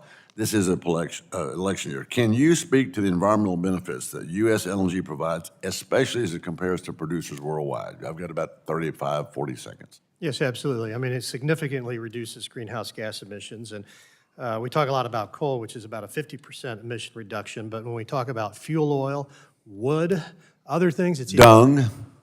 I wasn't going to say it, but yes. Yeah. Absolutely. Well, and we appreciate that. And let's see, in the last 19 seconds, Mr. Rice, energy security is national security. What are you doing to help with it? You got 10 seconds. We are promoting Unleash U.S. LNG, I think is calling that out as the biggest green initiative on the planet, which it is, to make sure that everybody understands the key to lowering global emissions and increasing energy security is the same answer. Appreciate what you do, Mr. Chairman. I yield back. Chairman yields back. We'll stay in Texas and go to Ms. Fletcher for 5 minutes. Thank you so much, Mr. Chairman, and thanks to our witnesses for your insights today. This issue is important, and I am glad that we're having this hearing. Obviously, sitting through all of this hearing, I have a lot to say, but only 5 minutes to do it, so I'm going to be quick and be on time. Look, I agree with a lot of the comments that have been made today about the benefits of U.S. LNG, and those of us in Houston, which I'm proud to represent, and all along the Gulf Coast have a lot to say about them. I've also heard several things that I disagree with today, and I'm going to first take a minute to disagree with what we heard from Chairwoman McMorris-Rodgers and others, and the very title of this hearing, that last week's announcement from the Biden administration is an export ban. It's not. Several people have made that observation today too, but as we know, it is a temporary pause on the approval of export permits at DOA while it reviews and updates its public interest determination process. I think Ms. Giannetti explained the process very well in her testimony, so thank you for that very clear explanation of what is involved. But certainly what we've seen is that this pause has caused concern and uncertainty in industry and in communities. And I think this is really an opportunity for us to focus on that. But I think that it's really not helpful to our efforts to call it a ban, because then we're not talking about what's really happening, and we're not talking about what we should do next. As I see it, this is an opportunity to address what I see are the three principal issues that are driving this, that have been raised as concerns today: climate, cost, and communities. Those are the three things that I think we're talking about. I think it's also an opportunity to address some of the issues and get the market in order, addressing issues of supply, ensuring confidence of our European allies and others, and enforcing our existing permits. So, as I said, I disagree with the framing. I also disagree with some of the things we've heard today about costs for consumers and the effects of LNG on domestic prices. A 2012 report from the Obama administration found that U.S. economic welfare consistently increases as the volume of natural gas exports increases, and that includes scenarios on which there are unlimited exports. So I think that's really important to note when we're talking about costs for consumers. Since 2016, when LNG exports began in earnest, the Henry Hub natural gas spot price has remained stable, and it's an average of $2.5 per million BTU. So we simply have not seen a domestic price impact at this point, and I think that that is an important part of our conversation. I'm hopeful that DOE in its review of the data will reach these same findings that multiple administrations and both parties have found, that exporting LNG is in the public interest. LNG exports, as we've discussed today, really ensure a future that is marked by affordable, accessible, reliable, and sustainable energy that promotes global stability at a moment when we desperately need it, and advances the energy transition. And these are things that we're very focused on in Houston. Houston is the energy capital of the world. We touch every part of what is going on in LNG and in other areas. And so while we've touched on it already, I really do think it bears repeating that it's only been 8 years since the United States began exporting LNG, and we have become the world's top exporter of natural gas. And the growth that we've seen from the shale revolution really has powered our economy and increased our national security. And it's not just ours, as we know, it's critical for our allies' security. There's been a lot of discussion about impacts in Europe and the impacts in Ukraine in particular. And I want to associate myself with the comments of our ranking member Dingell on the issues facing Ukraine in this moment and the importance of American leadership, both in energy exports as well as in securing aid to our allies and partners in Europe. I also will note that this is why I introduced the American Gas for Allies Act in the last Congress, which would extend the automatic public interest determination to countries where we don't have a free trade agreement, but we would include NATO members. And I really hope this committee will consider it if we can. But I don't have a lot of time left for my questions, so I'm going to submit them for the record. But as I said, I really see these three pillars of the challenges in front of us. And one of the ones that I really want to focus on is the impact on communities. There's a lot of work we can do here. Just because we have cleaner American natural gas that's more competitive on the world market doesn't mean that our work to reduce emissions and safeguard our communities where that gas is exported from or developed is complete. We really need to engage and make sure that communities neighboring these facilities are confident that their needs are being met, that their concerns are being addressed in the permitting process, and I think there's an opportunity here to do that. And so I'm going to submit questions for the record, Ms. Giannetti, and also Mr. Cormier. I specifically want to address them to you. I have a couple others that I will send to y'all, but I do really appreciate hearing from you all today, and I appreciate the time. Mr. Chairman, thank you, and I yield back. Generally yields back. I now go to Ohio's Mr. Balderson for 5 minutes. Hold on, Troy. Okay. Mr. Balderson, recognized for 5 minutes. You fine with that? Okay. Mr. Griffith, recognized for 5 minutes. Let's go. All right, sorry, as I think Ms. Dingell said earlier, she parachuted into my hearing. I've now parachuted into your hearing, and I apologize to all of you for not having been here the whole time, but I've been upstairs along with others in another subcommittee hearing. So, Mr. Rice, my colleague mentioned that that what the White House position was of last week or the last 10 days or so was not a ban, but merely a pause as they study things. But am I not correct that the world is looking to the U.S. for more and more natural gas to supplant other natural gas providers or just to supplant other fuels? Yes, I mean, regardless of whether you call it a pause, a ban, it has a chilling impact on investors. It has a chilling impact on our ability to get these projects built. And it has not stopped the desire for more energy from the United States. Just yesterday, the UK signed up for a 3 million ton per annum deal with Venture Global on the CP2 facility. So all it's done is create a lot of confusion in the marketplace, and quite frankly, is appearing to be not necessary. And doesn't that confusion lead to an instability in the reliance on American natural gas? I mean, confusion is going to cause people that have expected to the security from the United States to look elsewhere. And it's a lost opportunity for us and something that we're going to have to reassure our allies that we are here to help provide energy security, because your energy security is our energy security.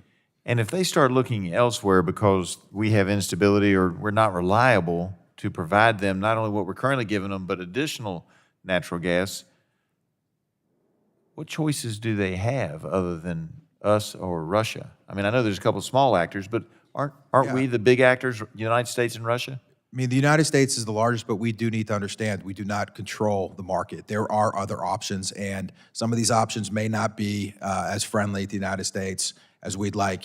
Russia, Iran are two other large producers of gas that have a lot of potential.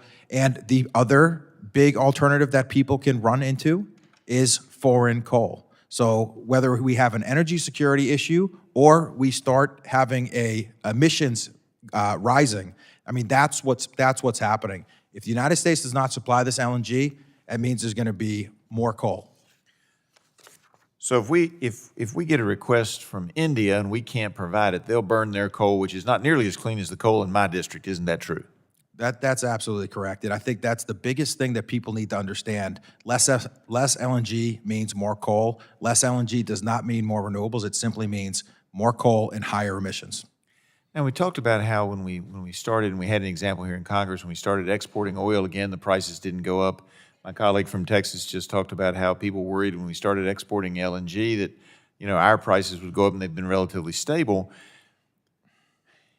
But if we don't export, do you think prices might go up, as opposed to the reverse, which most people would think is that if we export more, prices would go up? But in reality, that instability in the market stops exploration or stops new wells from being committed to, and therefore doesn't that actually have the inverse effect? Yeah, let me give you an example. I mean, it's real simple for me. Exports mean surplus, and surplus means lower volatility, protection from price shocks. Listen, the world is energy short, and as you've seen what happened with Russia and Ukraine, and Europe's energy security had trickle impacts over to us in the United States. So what happens around the world is going to impact us. How do we protect ourselves? More exports, create more surplus here in America, and exports are the only reason for us to create that surplus. How can this help us respond to high prices? Right now, by the time I push the button on my desk to add rigs to go out and add, if I see a price signal, it takes 18 months to go and make sure that production hits the market to help relieve prices. In an unleashed U.S. LNG scenario where that production is flowing through our pipelines to supply and export market, we can divert that production and respond to that price signal in 18 hours.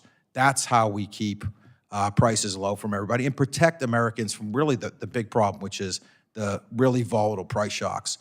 Exports are going to be the key to providing the surplus and keeping energy secure here for Americans. Appreciate you being here today, and I yield back. Thank you. Gentleman yields back. I now go to Mr. Vesey from Texas, 5 minutes. Mr. Chair, thank you very much, and I want to thank the panel for being here today. As you know, these discussions that we have around energy become very contentious. I like to compare them as a lifelong Fort Worth native. I could almost compare them to the same sort of tension that we see every twice a year when the Eagles and the Cowboys play each other. It's almost like that sort of black and white, but we know that it's really not that black and white, that this is a very complicated story, that it's not an easy story. For many, the way that it's presented to the media and to organizations and what have you is presented as easy, simple, binary, black and white choices, but this is some complicated stuff, and you know, I've been a proponent of LNG exports because I do think that they hold significant benefits for the U.S., our economy, our energy security, and in addition to our energy security, our efforts to combat climate change, because the energy security piece and the climate change piece go hand in hand. You absolutely cannot separate them. They go hand in hand, and so I hope that we can move the needle more in that direction and start moving the discussion more in that direction. We have a long way to go, obviously, but it's something that I think the world needs to start embracing. That's one of the reasons why I led a letter with my Democratic colleagues, urged the White House to refocus policies that support continued LNG exports. And while we're here today, we cannot forget that we are making great investments to reduce methane emissions from the oil and gas sectors as well. The IRA provided $1.5 billion for grants, rebates, contracts, loans to support emission monitoring and methane reduction efforts. This is coupled with the proposed waste emissions charge and Subpart W revisions from EPA aimed at getting real empirical emission data. And all of this suggests that along with the incentives for other forms of cleaner energy passed in the IRA, we should consider environmental benefits of U.S. gas production and exports to already be a part of the strong geopolitical and domestic reasons for greater gas production in the near term. And so I hope that the administration pauses, but I'm confident that this ensuing study will demonstrate the clear merits of LNG exports. And I wanted to ask Ms. Giannetti, what happens after a company receives an export license? Is there significant regulation or oversight once someone has received a license to ensure that all exporters are abiding by the terms set forth in the license or contracts? Thank you for the question, Congressman. Typically, in an approval from the Federal Energy Regulatory Commission, there will be a variety of expectations and requirements that the LNG terminal is expected to meet. Okay. I wanted to ask Toby Rice, you stated in your 2022 10K filing that you do not believe that EQT will be subject to EPA's waste emission charge. Now that EPA has released its proposal, do you still believe that to be the case? And if so, can you elaborate on how EQT is going to meet that 0.2% threshold? Specifically, what regulation are you talking about again? It's the EQT and the 10K filing. It says that EQT will not be subject to EPA's Sure. waste emission charge. Sure. Yeah, so EQT, the reason why we won't be subject to a penalty is because our methane emissions will be so much better from a performance perspective than the limit set by the EPA. For perspective, you know, we've reduced our methane emissions by 70% in just the last 18 months. We did it quickly, cost effectively, and our methane emissions are going to be about 10 times better performing than the EPA limits. Shows you the power of modern shale development. Okay, and let me ask you this real quick while I still have a couple of seconds left. Even if you're not subject to the charge, you support EPA's methane emissions reduction program, including the waste emissions charge, Subpart W revisions, and the reporting requirements. EQT has been supportive of methane regulation and refreshing that. Thank you very much. Thank you, Mr. Chairman. Gentleman yields back. I'll now go to Mr. Balderson for 5 minutes. Thank you, Mr. Chairman. Thank you for having this hearing today. Thank all of you from the panel for being here today. Mr. McCown, I do have to say I have 2 Red Hawks in my office. Glad to see someone from Miami, University of Ohio here, so thank you for being here. Mr. Rice, thank you for being here today. You mentioned that over the past few years, EQT has averaged nearly $1 billion in payments to Ohio, West Virginia, Pennsylvania landowners. Is that correct? That is correct. Thank you. If the ban on LNG exports remains in place, how will that impact the benefits of those communities are seen from natural gas production?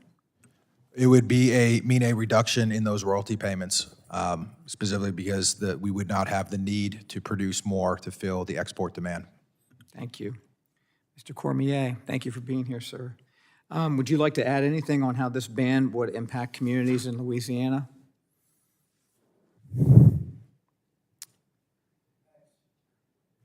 It impacts business decisions, whether from the LNG companies, but everyone else under that. Again, I want to reemphasize, business decisions are made by people planning with certain degrees of expectation. Lastly, what I would like to do, I would invite the whole committee to Lake Charles, Louisiana, Cameron Parish, so you can see exactly the impact, the positive impact, the things that are going on in our community as we build from the disasters that we've dealt with, along with how this industry is very important in making us become stronger because we're strong people and we like working and making things happen and moving forward. Thank you. I've seen the impacts of the shale revolution firsthand. It's been an absolute game changer in Appalachia, Ohio. Mr. Rice, thank you. I'm well aware of what you have done in southeastern and eastern Ohio.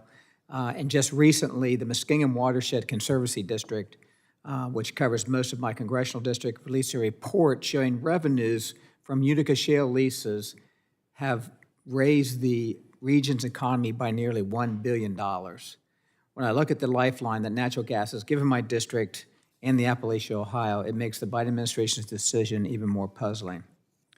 Mr. Rice and Mr. McCown, I'll go with Mr. Rice first. I understand that a new major Russian LNG export facility is scheduled to come online this year at the same time. Iran is hoping to complete a new LNG export facility next year. Is that correct, Mr. Rice? There are multiple LNG facilities across the entire world that the United States is competing with. Okay. Mr. McCown, in 2022, 64% of the U.S. LNG exports went to Europe. And last year, only 10% of Europe's natural gas needs were met by domestic productions. I apologize, this is from Mr. Rice. Mr. Rice, despite increased U.S. LNG exports to Europe in recent years, is Europe still burning Russian LNG and Russian natural gas delivered by pipelines? Russia still is consuming, Europe is still consuming Russian energy. Did you want to add anything to that, Mr. McCown? No, that's completely accurate. So Russia is still getting money out of Europe to conduct its war activities in Ukraine. Thank you.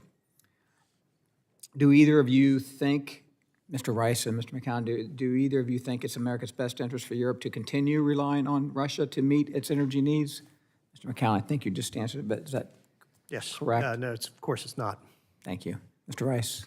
I would say that ultimately it's up to Europe to determine where they need to get their energy from, but as we've seen, they prefer American resources, and America has the ability, the resource to replace Russian energy on the world market when we're talking about natural gas. Okay, I'll just go with one more question, Mr. Rice. You mentioned that EQT has cut methane intensity by roughly 70% since 2019. Can you discuss specifically, we talked a little bit about it from the last question, what steps your company has taken to reduce methane emissions and enhance operational efficiencies? Sure, I'll be very brief. Number one, massive operational efficiencies from being able to drill faster. That has happened across the entire industry. You see, we used to run 2,000 rigs. Now we're having record productions with just 600 rigs. Second thing is pinpointing, is electrifying the oil field, replacing diesel equipment with natural gas equipment. Third thing is replacing pneumatic devices for natural gas is the biggest source of equipment. For methane emissions, we've pulled all 9,000 of those out in less than 18 months for a cost of less than $10 per ton.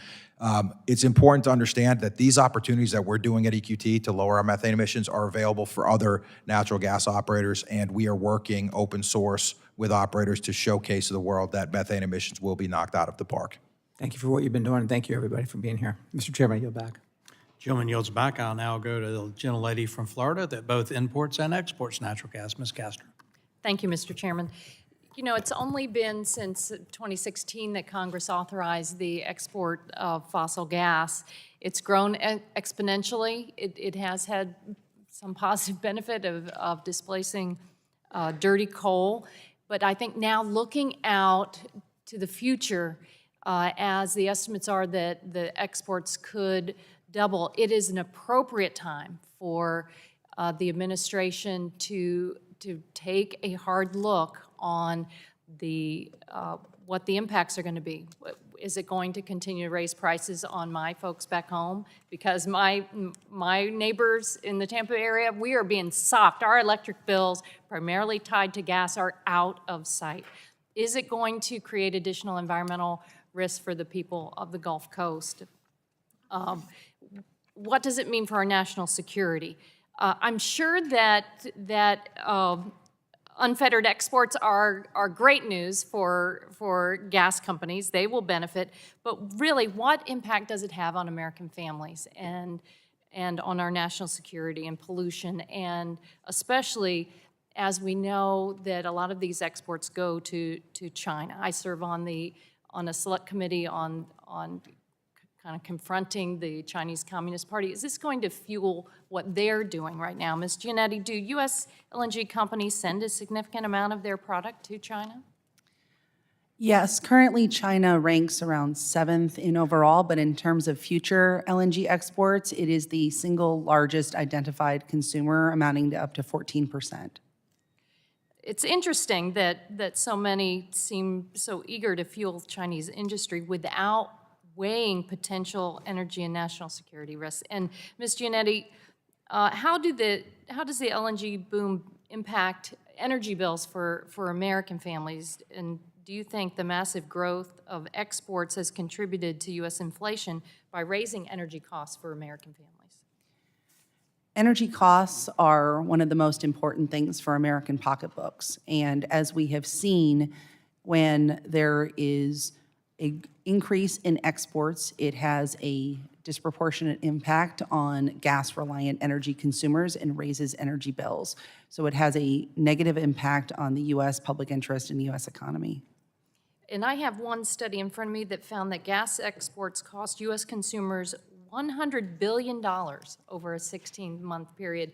But I go back to what I hear from my neighbors in the Tampa Bay area every day.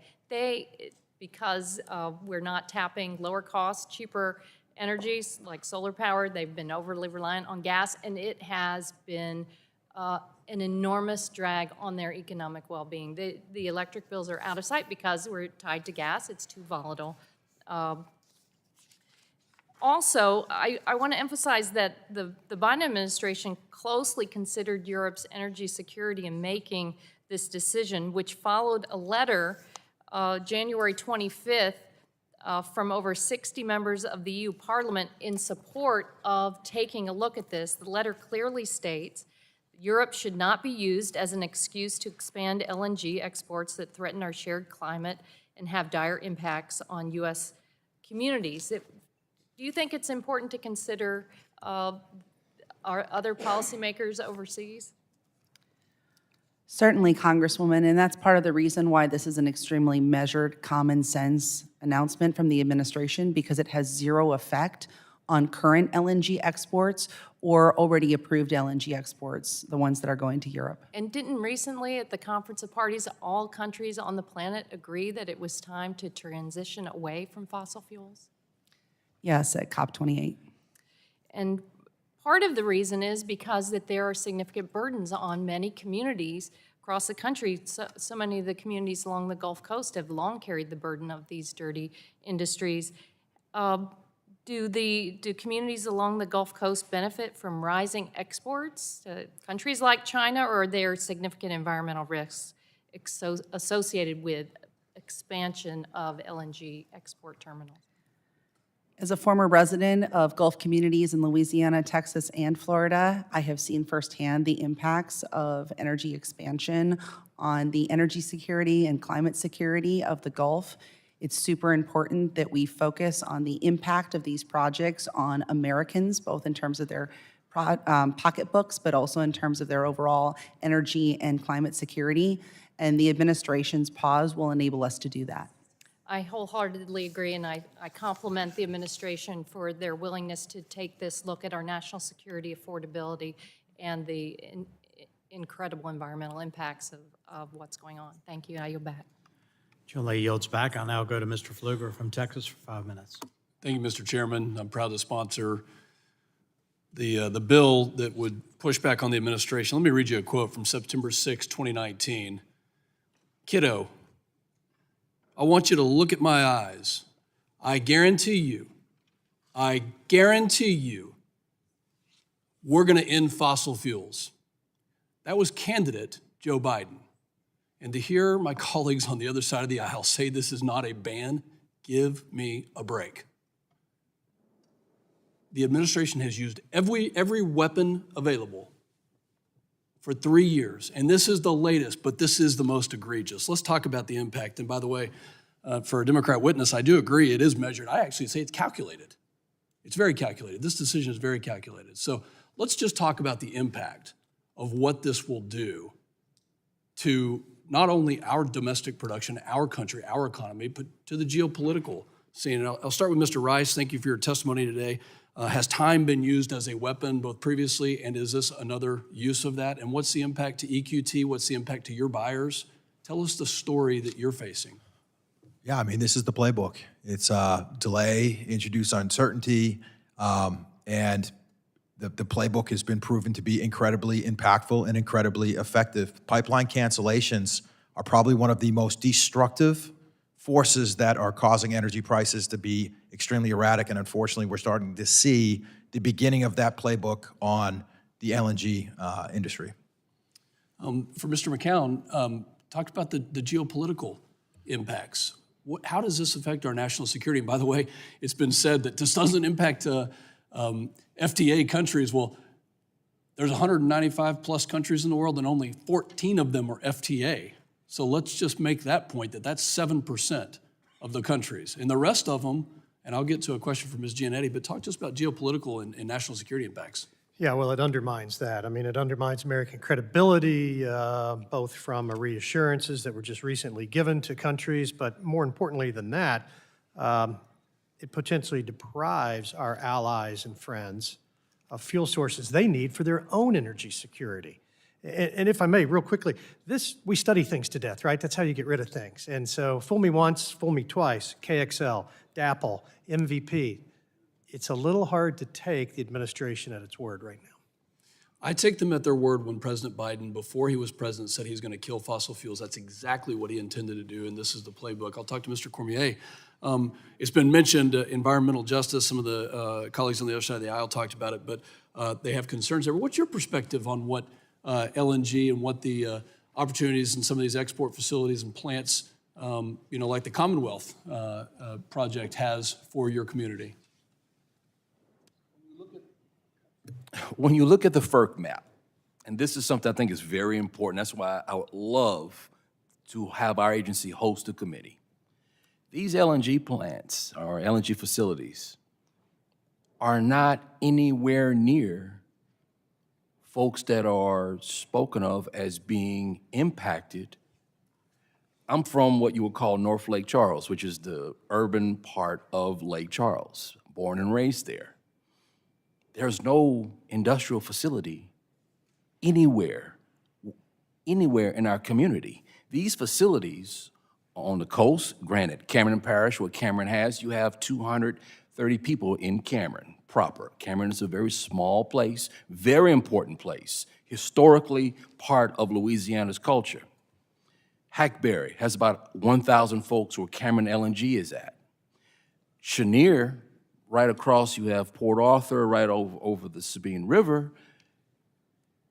These impacts that we're talking about, especially when it comes to the populations that's being focused on, it's not in their backyard. Mm-hmm. Thank you. Ms. Giannetti, what percentage of the Louisiana grid is serviced by LNG? What percentage of the Louisiana? Electrical grid? I do not know the answer to that. 50+%. So these are the people that we're worried about. All of us are worried about. So what I want to ask you is, if the law says that they must approve, as your testimony states, why is DOE stalling? We go from a 90-day approval process during the Obama administration to an average of 60 days during the Trump administration to an average of 365+ days during this administration. But yet you say that they must approve, as your testimony states. Why are they stalling? What I said, Congressman, is that DOE is required to approve FTA authorizations. It is not only within its right, but it's actually in the legal requirement for it to do a public interest assessment for an FTA. I think what we know is what candidate Biden said was he wanted to kill fossil fuels. And he's making good on that promise. And we're going to stand in the gap to push back on a really egregious, bad decision. That's why I'm proud to sponsor 7176, to push back on this administration and to strengthen our country's energy security, because we know it's national security. Mr. Chairman, I yield back. Chairman yields back. I now go to Mr.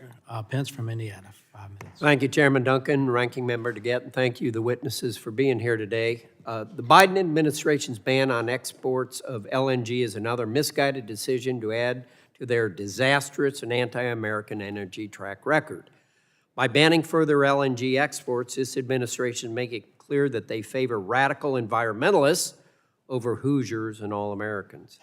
American LNG exports are critical to our nation's energy security, and this decision plainly shows that President Biden and his administration lacks a competent understanding of global energy markets. This action could severely impact necessary investment into natural gas infrastructure over the next decade and beyond. Businesses need certainty that they can produce, distribute, and sell their products. In the 3 years since Biden took office, this administration has made it more difficult to produce energy, nearly impossible to distribute, and now have taken steps to ban the sale of American products abroad. Unfortunately, decisions affecting natural gas production and distribution affect long-term investments and could take years to be fully realized. And this is in an industry that's spent over 100 years delivering energy where it needs to be, when it needs to be, and in an affordable way. Mr. Rice, my question is for you. I spent my career distributing petroleum products across the country.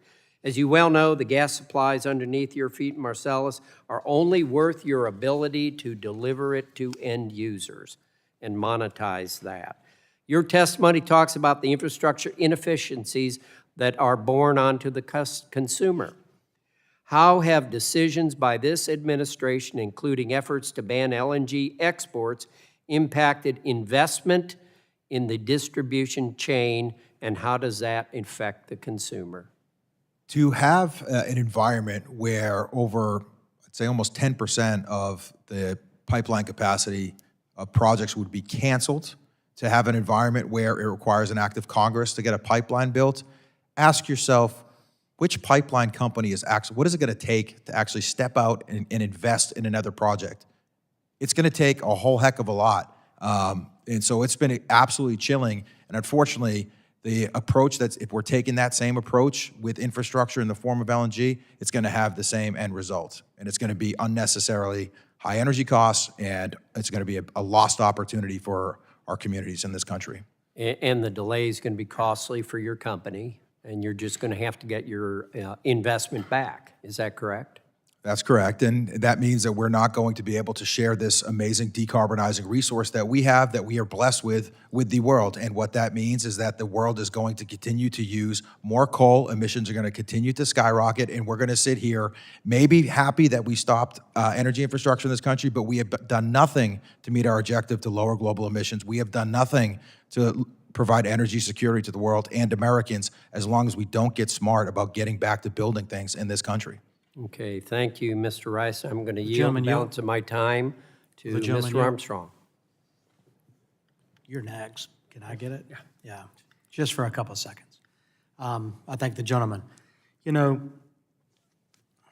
American energy production, delivery, utilization, and export means jobs. We've heard a lot about social justice and whatnot.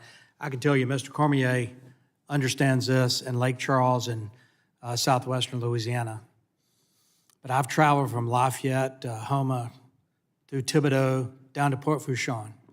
4-lane highway on both sides of the road, business after business after business after business after business supports what goes on onshore and offshore. People go into jobs in the energy sector, but guess what? Those companies support the YMCA and the United Way and the Chambers of Commerce, and they eat at the local restaurants, they tip the waitresses, and they tithe at their churches. Jobs, that's what the energy sector provides. And this policy shuts down export terminals and the ability of energy producers to help change global emissions and support our allies around the world. That's what it means. But jobs here at home is more important to me. I'll yield to Mr. Armstrong. Thank you. I just have a really quick question because it's been brought up a couple times. We're talking about this EU letter, Parliament letter that was signed by, my understanding, if not most, if not all of the people who signed that are actual communists. Mr. McCown, are you aware of this letter? I'm aware that at least some of the signatories are members of the Communist Party, members of the Green Party, other far-left parties in Europe. You know, this is very instructive, though, because I thought it was 76, but maybe it's 67, whatever it is, there are 705 members of Parliament. So obviously a decision didn't go over very well. Gentleman's time's expired. I'll now recognize Mr. Armstrong for 5 minutes. Thank you, Mr. Chairman. I serve on committees that get a little more heated, and we're here, and I have a hard time with some of this. But I just want to be clear. Environmental justice is not a policy position. It's a buzzword that you can use at a cocktail party at MIT or in Manhattan or Minneapolis. And you know how I know that? Because there's no environmental justice to the 14-year-old slave going into a cobalt mine in the Democratic Republic of the Congo. There's no environmental justice to the Uyghur community that is building these solar panels because we disallow the ability to do the mining for these products at home. Environmental justice is the emotional hook to drive up the cost of traditionally cheap and reliable energy, combined with how we continue to create the federal subsidy market in order to reset the American energy production.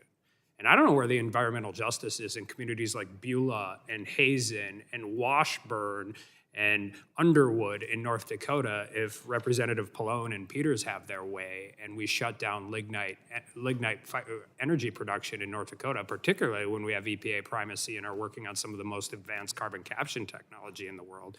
And I sure as heck don't know where the environmental justice is in Western North Dakota when it's 70 degrees below zero and the heat goes off because the wind isn't blowing and the sun isn't shining, and we're become far too reliable on intermittent power. But the Biden administration recently decided to take place a temporary pause on pending decisions export liquefied natural gas. We've heard the administration claims that this pause is to reevaluate the current economic environmental analysis DOE uses to underpin its LNG export authorizations. And the natural gas is relied on by our allies in Europe, and I would talk, if I have time, Mr. Rice, I'm going to talk about not just displacing natural gas with coal, but these infrastructure projects all across the world are being built out right now, and we are sending signals that are saying that our LNG is not going to be available, and they're going to get it from somewhere else, oftentimes from people who are no longer, are not necessarily friends and allies of the United States. But whatever the new criteria is and used to evaluate CP2 would be expected to be applied to the other 16 proposed natural gas terminals that are awaiting approval. This will have major impacts on domestic LNG production. CP2 alone would export up to 20 million tons of natural gas per year, increasing the current amount of exported American gas by about 20%. And earlier we had some of my colleagues on the other side of the aisle talk about the maturity of this decision. In advance of announcing this major policy change with huge national security and economic impacts, the White House took a meeting with a man named Alex Harris. According to the New York Times, Mr. Harris is a 25-year-old Colorado social media influencer who has led a TikTok and Instagram campaign aimed at urging young voters to demand that Mr. Biden reject the project. He's also the creator of a popular YouTube video entitled How I Live in My Car Full-Time, where he has described how to live full-time in a 2015 Subaru Outback SUV. I ask unanimous consent to introduce a New York Times article, a Daily Caller article, and the homepage of this man's YouTube channel. And I can't believe I'm talking about this while we're talking about LNG exports and national security. In fact, his social media work has gotten the attention of Ali Zaidi and John Podesta, senior advisors to Mr. Biden on climate policy, and helped influence that decision. Mr. Harris, according to his LinkedIn, is primarily a professional photographer who apparently, again, lives in his car full-time. I don't see any further substantial qualifications for environmental science or energy policy for him. Mr. Cormier, do you think it's proper to have Mr. Harris, a 25-year-old internet star, to be influencing such monumental national security and economic decisions? He has a right to express his opinion. Absolutely. All I would ask is that if anyone has anything to say about how Southwest Louisiana and Southeast Texas impacted, come visit and talk to everyone. The National Gas Act establishes a rebuttable presumption that a proposed export of natural gas meets the public interest requirements to DOE to grant an export application unless DOE can overcome that presumption. The administration has end-run the entire system by forcing DOE to reevaluate its evaluation criteria. The point of all of this process is to ensure that the political whims do not interfere with the expert processes that have been carefully crafted by Congress. I have 2 seconds, so Mr. McCown, I'll have to submit this question to the record. I yield that. Chairman, time's expired. Without objection, the articles that he wants to submit for the record will be entered into the record without objection. So ordered. And now I will recognize Dr. Joyce for 5 minutes. First, I want to thank Chairman Duncan for holding today's hearing on Biden's disastrous decision and thank the witnesses, especially those from Pennsylvania, for appearing. Last night, during a special order, we had 14 members of the House take time to speak on how important liquefied natural gas exports are to their constituents, to our national economic security. in my district, exporting LNG means jobs. Chairman Duncan just recently emphasized that in his just moments ago. The shale revolution has unlocked the resources under the feet of my constituents. The boom in natural gas production has brought jobs and hope back to so many small towns across Pennsylvania. Our nation has been blessed with abundant natural gas reserves, and the ability to export LNG has given companies the certainty that they need to continue to invest in natural gas production. Mr. Rice, do you have any idea what the average salary for an employee of EQT in Pennsylvania is, or what the range is for a worker at your company, what they can expect to make? EQT offers very high-paying jobs, most entry-level positions starting in that $70,000 to $80,000 range, but many north of six figures. And I would say in the field, for our service providers, offer jobs where are close to six figures with just a couple of years of experience. So it's an amazing opportunity that we share the success of this shale. It goes beyond our company to the thousands and thousands of service providers in our industry. Family-sustaining wages, jobs that my constituents rely on. Mr. Rice, what would be the impact on your business if there were no new LNG construction applications in the pipeline? And how would this affect your ability to plan for workforce development and hiring?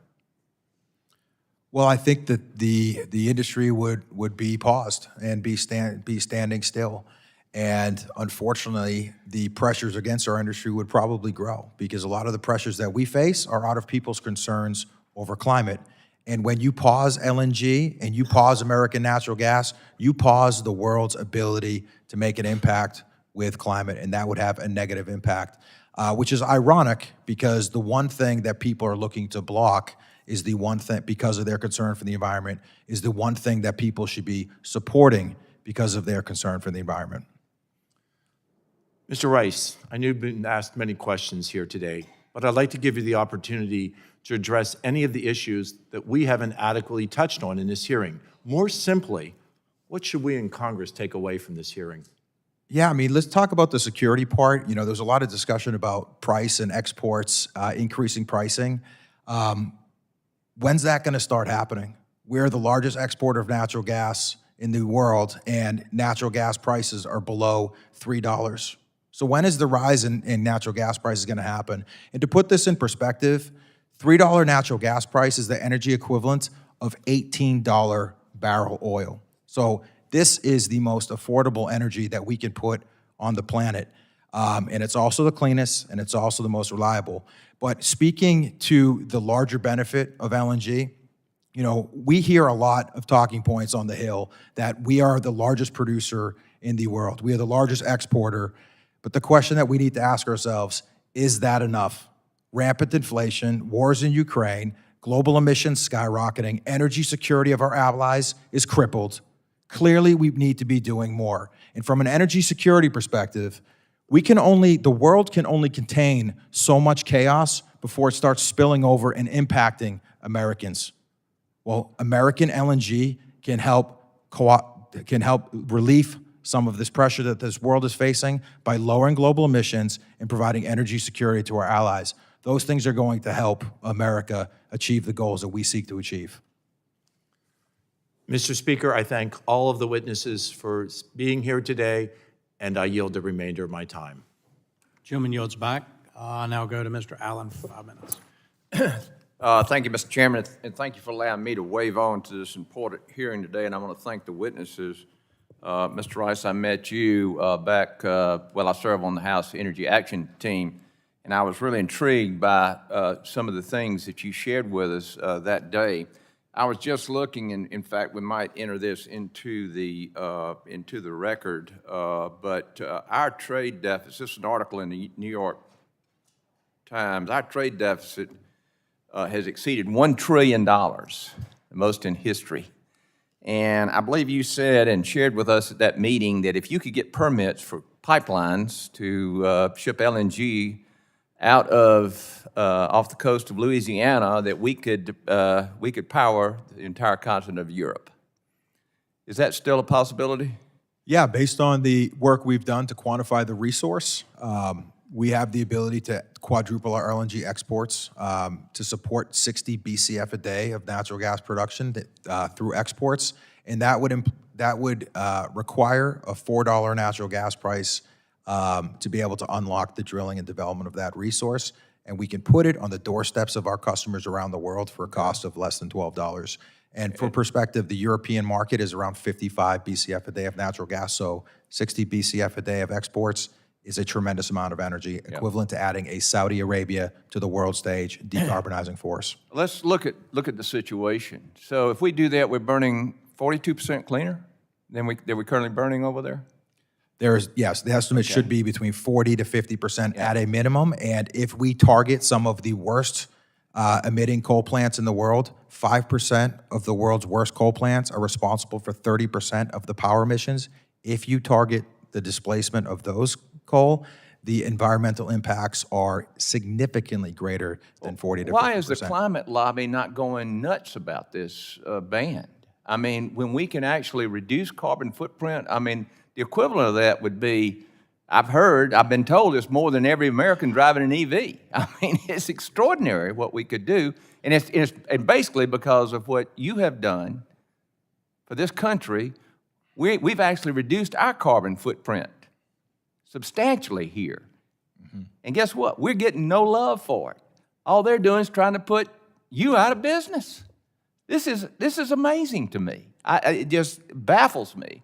The other thing is at stake here is national security.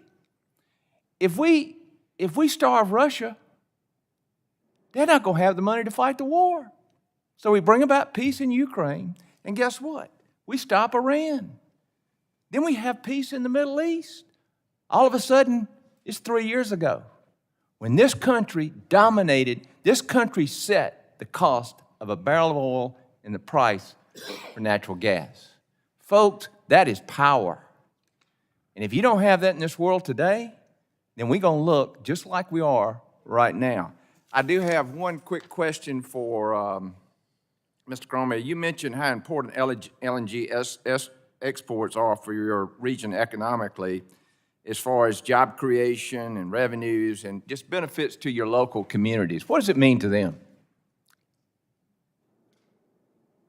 Mr. Crown? Okay. Repeat the question if you don't mind. Okay. You had mentioned that how important LNG exports are for your region economically and how the investments through job creation and revenues benefits your local communities.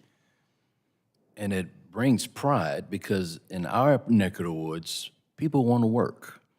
We have kids at McNeese. We have kids in our community college. They're being trained. They're ready to work. They want to rebuild, stay home, and continue moving forward. It's real with our community. It comes down to one thing. We want to take care of ourselves and take care of our community, and this is one way we do it.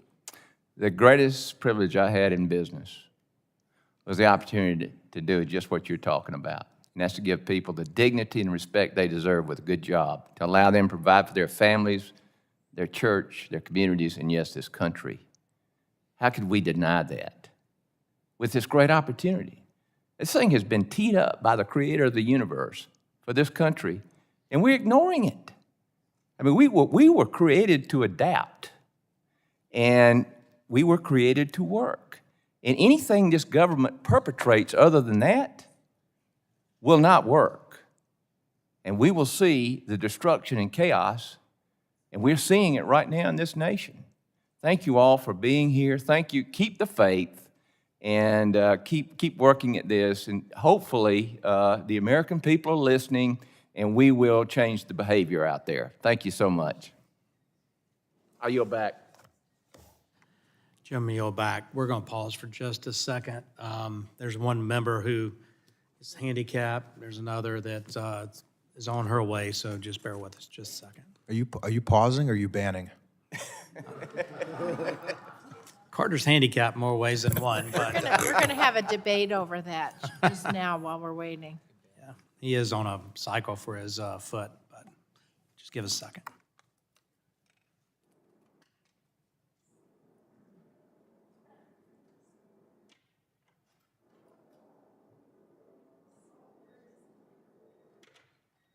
I'm glad we talked about you before you got here. All right, Mr. Carter from Georgia is recognized for 5 minutes. Thank you, Mr. Chairman. I apologize. I'm wheeling around here these days, but thank y'all for being here today. LNG is extremely important. Extremely important in my district. My district includes Elba Island, which has been converted from an import facility to an export facility. Right now, we're trying to increase the amount of export that we can do there, yet this administration is stopping that with what I consider to be, and many of my constituents consider to be, poor policy and poor planning. Look, I believe in climate change. I'm chair of the Environmental Subcommittee, and I believe in climate change. I served on climate change, the Select Committee on Climate Change. I represent the entire coast of Georgia. Environment's extremely important to us. I get it. And I do believe that man has an impact on it. However, I do believe it's cyclical too, and I believe we have to take an all of the above energy strategy approach to this. LNG, and look, this is a global problem. We all understand that. I don't think anybody disagrees that it's a global problem. We have some of the cleanest gas here in America, and yet we're going to stop sending it. This is another example of the administration picking winners and losers. So I'm baffled by this, and of course, I don't understand the economics of it. I don't understand the environmental impact of it, of this decision. So we know that this is probably more than just a pause, and we know that the ultimate aim here is to end LNG exports. Let me ask you, Mr. Rice, first. What's wrong with investing in innovations that can mitigate and reduce emissions from reliable fuel sources like LNG or coal, which still make up almost 80% of our energy consumption? We should continue to innovate and make the energy we produce cheaper, more reliable, and cleaner. And that is exactly what U.S. LNG is. It's the cleanest, most reliable most affordable form of energy that we can deliver to the world. And to your point about it's a global issue, the reason, look at what's happened right now in the United States. We are the world leader in lowering global emissions, but global emissions are still skyrocketing. What does that tell you? We cannot solve this problem by just focusing inside of our borders. We got to start asking bigger questions. What can the United States do to lower emissions outside of our borders? And American LNG is the biggest, most impactful, powerful tool that we have to move us forward and start helping our allies meet their climate goals. I couldn't agree with you more. You know, the United States of America in the last 10 years has decreased our carbon emissions more than the next 12 countries combined while growing our economy. And I'm often critical of the fossil fuel industry because I don't think they do a good enough job of telling the public the innovation and the progress that they've made. And they have made great progress. Emissions are down with fossil fuels, and they need to be telling that story. And I think they're selling themselves short with that. Mr. McCown, let me ask you, what's wrong with investing in innovations that can mitigate and reduce emissions from reliable fuel sources like LNG?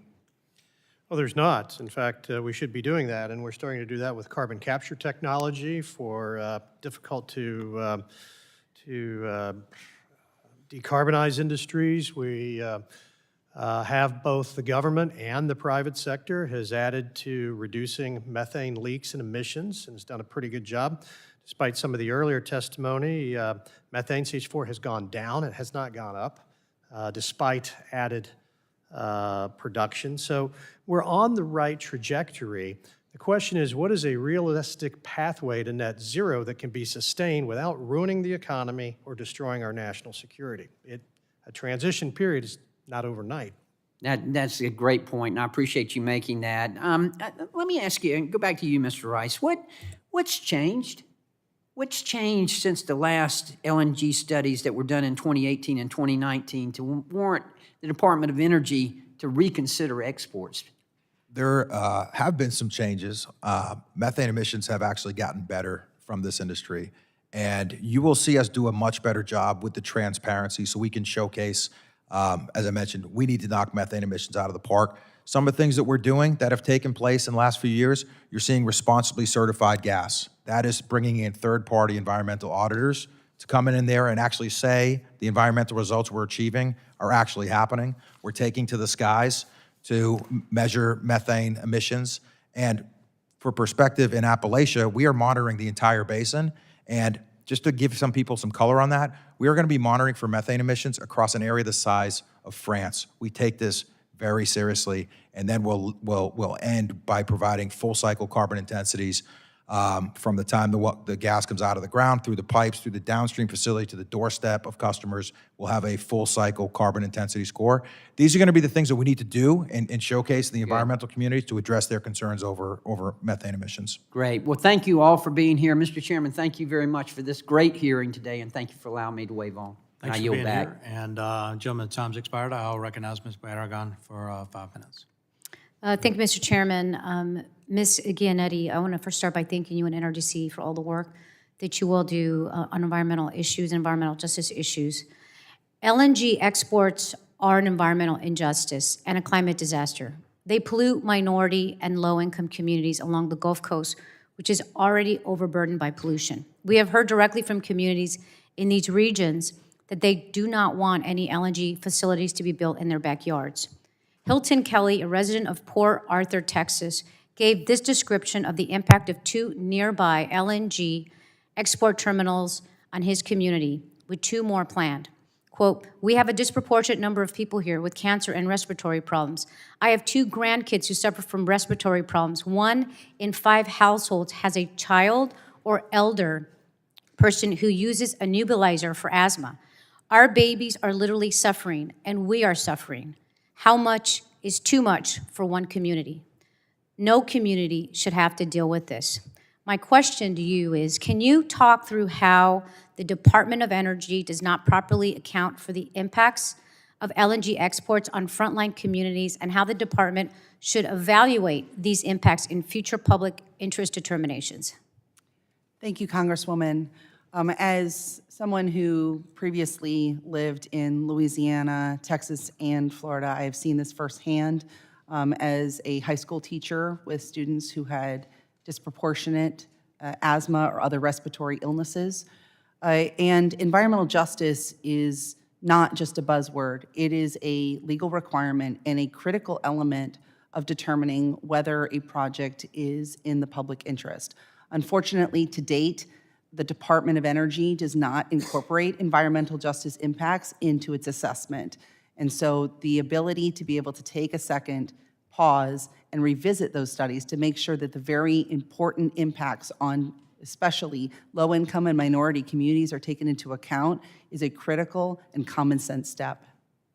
Thank you. So how is this pause on new permit approvals of the proposed LNG export terminals in line with the Biden administration's commitment to environmental justice and protections for frontline communities? The administration's pause is a balanced approach that respects Gulf communities. All current LNG export facilities will continue to operate, and all facilities that already have their DOE authorizations will continue to operate. But by being able to take a look and evaluate on the environmental justice impacts of continually siting these facilities in the same locations over and over again, many of which are disproportionately low income and communities of color, will make sure that we are not making some of America's best pay the price of energy development. Thank you. Now, I serve on the Environment Subcommittee, and a few weeks ago, we had a hearing where Republicans opposed EPA's methane regulations for oil and gas wells. They opposed the Methane Emissions Reduction Program and the Inflation Reduction Act, and they attacked a pipeline safety program to detect and repair methane leaks. If Republicans were successful in their efforts to let the fossil fuel industry emit as much methane as they wanted, how would that make U.S. LNG exports even dirtier? Leakage is a serious problem when it comes to evaluating the carbon footprint of natural gas. And unfortunately, leakage happens at all parts of the value chain, from upstream extraction to midstream transportation to export and eventual use. We should be doing everything that we can at this moment to make sure that we are ensuring that leaks are minimized to the maximum extent possible because they have a serious impact on the overall carbon footprint of these types of projects. Great. And in closing, Ms. Giannetti, thank you for being here today to testify. Is there anything, any other points or anything else you want to say as we close out the hearing? I think it's important for us to remember what we are talking about and what we're not talking about. Again, as has been raised numerous times, the administration's pause has zero effect on all current LNG exports, regardless of what country they're going to, has zero effect on all approved LNG exports, including ones that would nearly double our LNG export capacity by 2027 and triple going into the 2030s. It only impacts far into the future LNG export potential for NFTA countries. It is important that when we're looking at facilities that will not be built until the 2030s or beyond, that we are factoring in 2024 data and 2024 science and information into those analyses. And so this pause is a common sense step to make sure that we're doing that. Thank you. I yield back. Generally yields back. I'll now go to Ms. Miller Meeks from Iowa for 5 minutes. Thank you very much. And I would just say, Ms. Giannetti, that fascinating comment. The reason why it affects now, not in the future, is capital investment in an industry. If an industry knows it's being shut down, the intensive capital investment that is needed will not be put in place. I come from a state of Iowa. I also happen to be the vice chair of the Conservative Climate Caucus. Iowa has over 50% of its energy from renewables, to include biofuels, biomass, compressed renewable natural gas, manure, you name it. We have over wind and solar, and did have nuclear until that plant was shut 4 years ago. 60% of our electricity is from wind, and we're a net exporter of energy.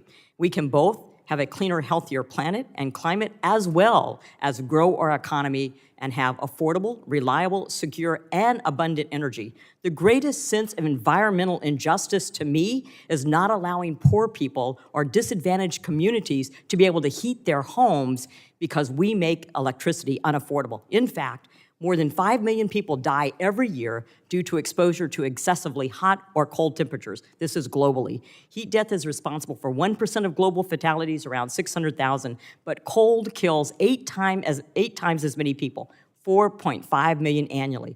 A 2019 study from the National Bureau of Economic Research estimates that driving down natural gas prices, the fracking revolution, saved more than 11,000 American deaths in the winter per year. Per year, 11,000 deaths were saved from 2005 to 2011. During that time, the U.S. was, and still is, a leader in reducing greenhouse gas emissions, all while increasing energy production and keeping prices low.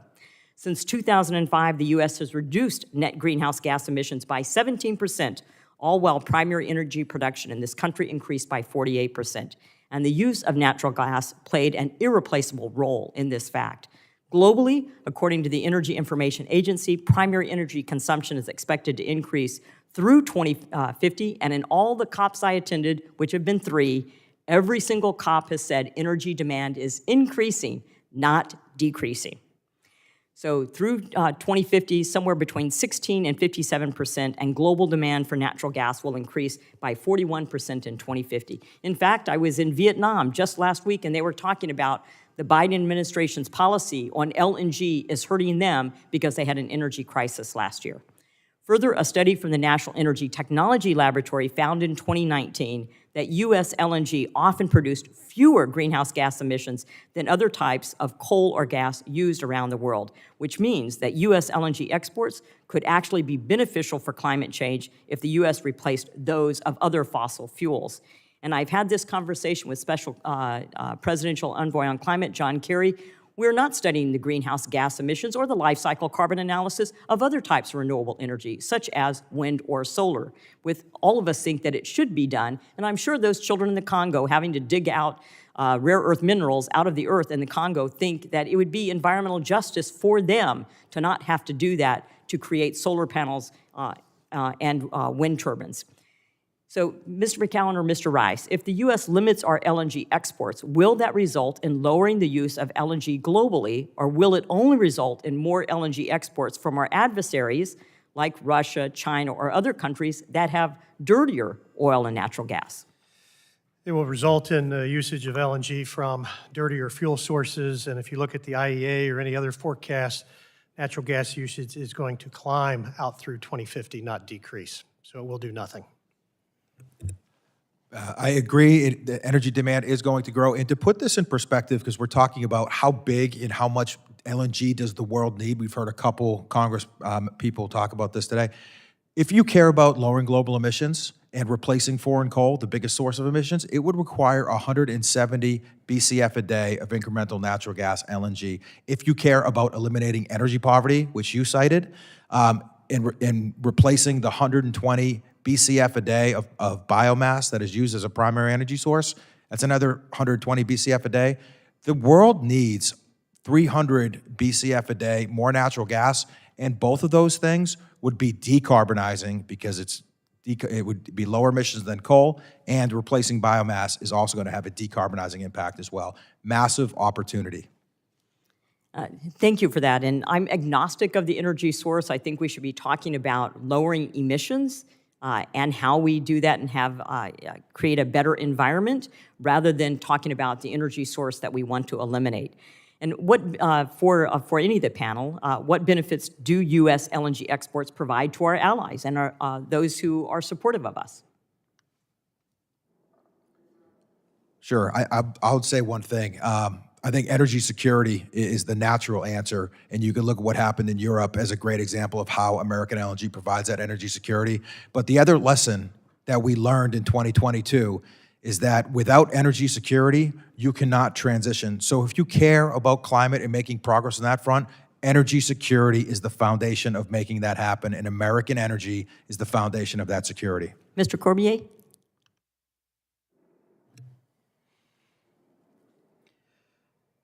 It's making a difference. Our people are stronger. Our people have a future. And by expanding LNG and making this industry as strong as it can be, America, Louisiana, Texas, and all states in between benefit. Thank you so much. My time's expired. I apologize, Mr. McCown. Thank you for indulging me, Mr. Chair. Gentlelady's time has expired. I would like to thank all of our witnesses. This will conclude the hearing today. Members may have additional written questions for you all. I remind members they have 10 business days to submit additional questions for the record, and I ask that witnesses do their best to submit responses within 10 business days upon receipt of the questions. I ask unanimous consent to insert in the record the documents included on the staff hearing documents list. Without objection, that'll be the order, and without objection, the subcommittee will stand adjourned.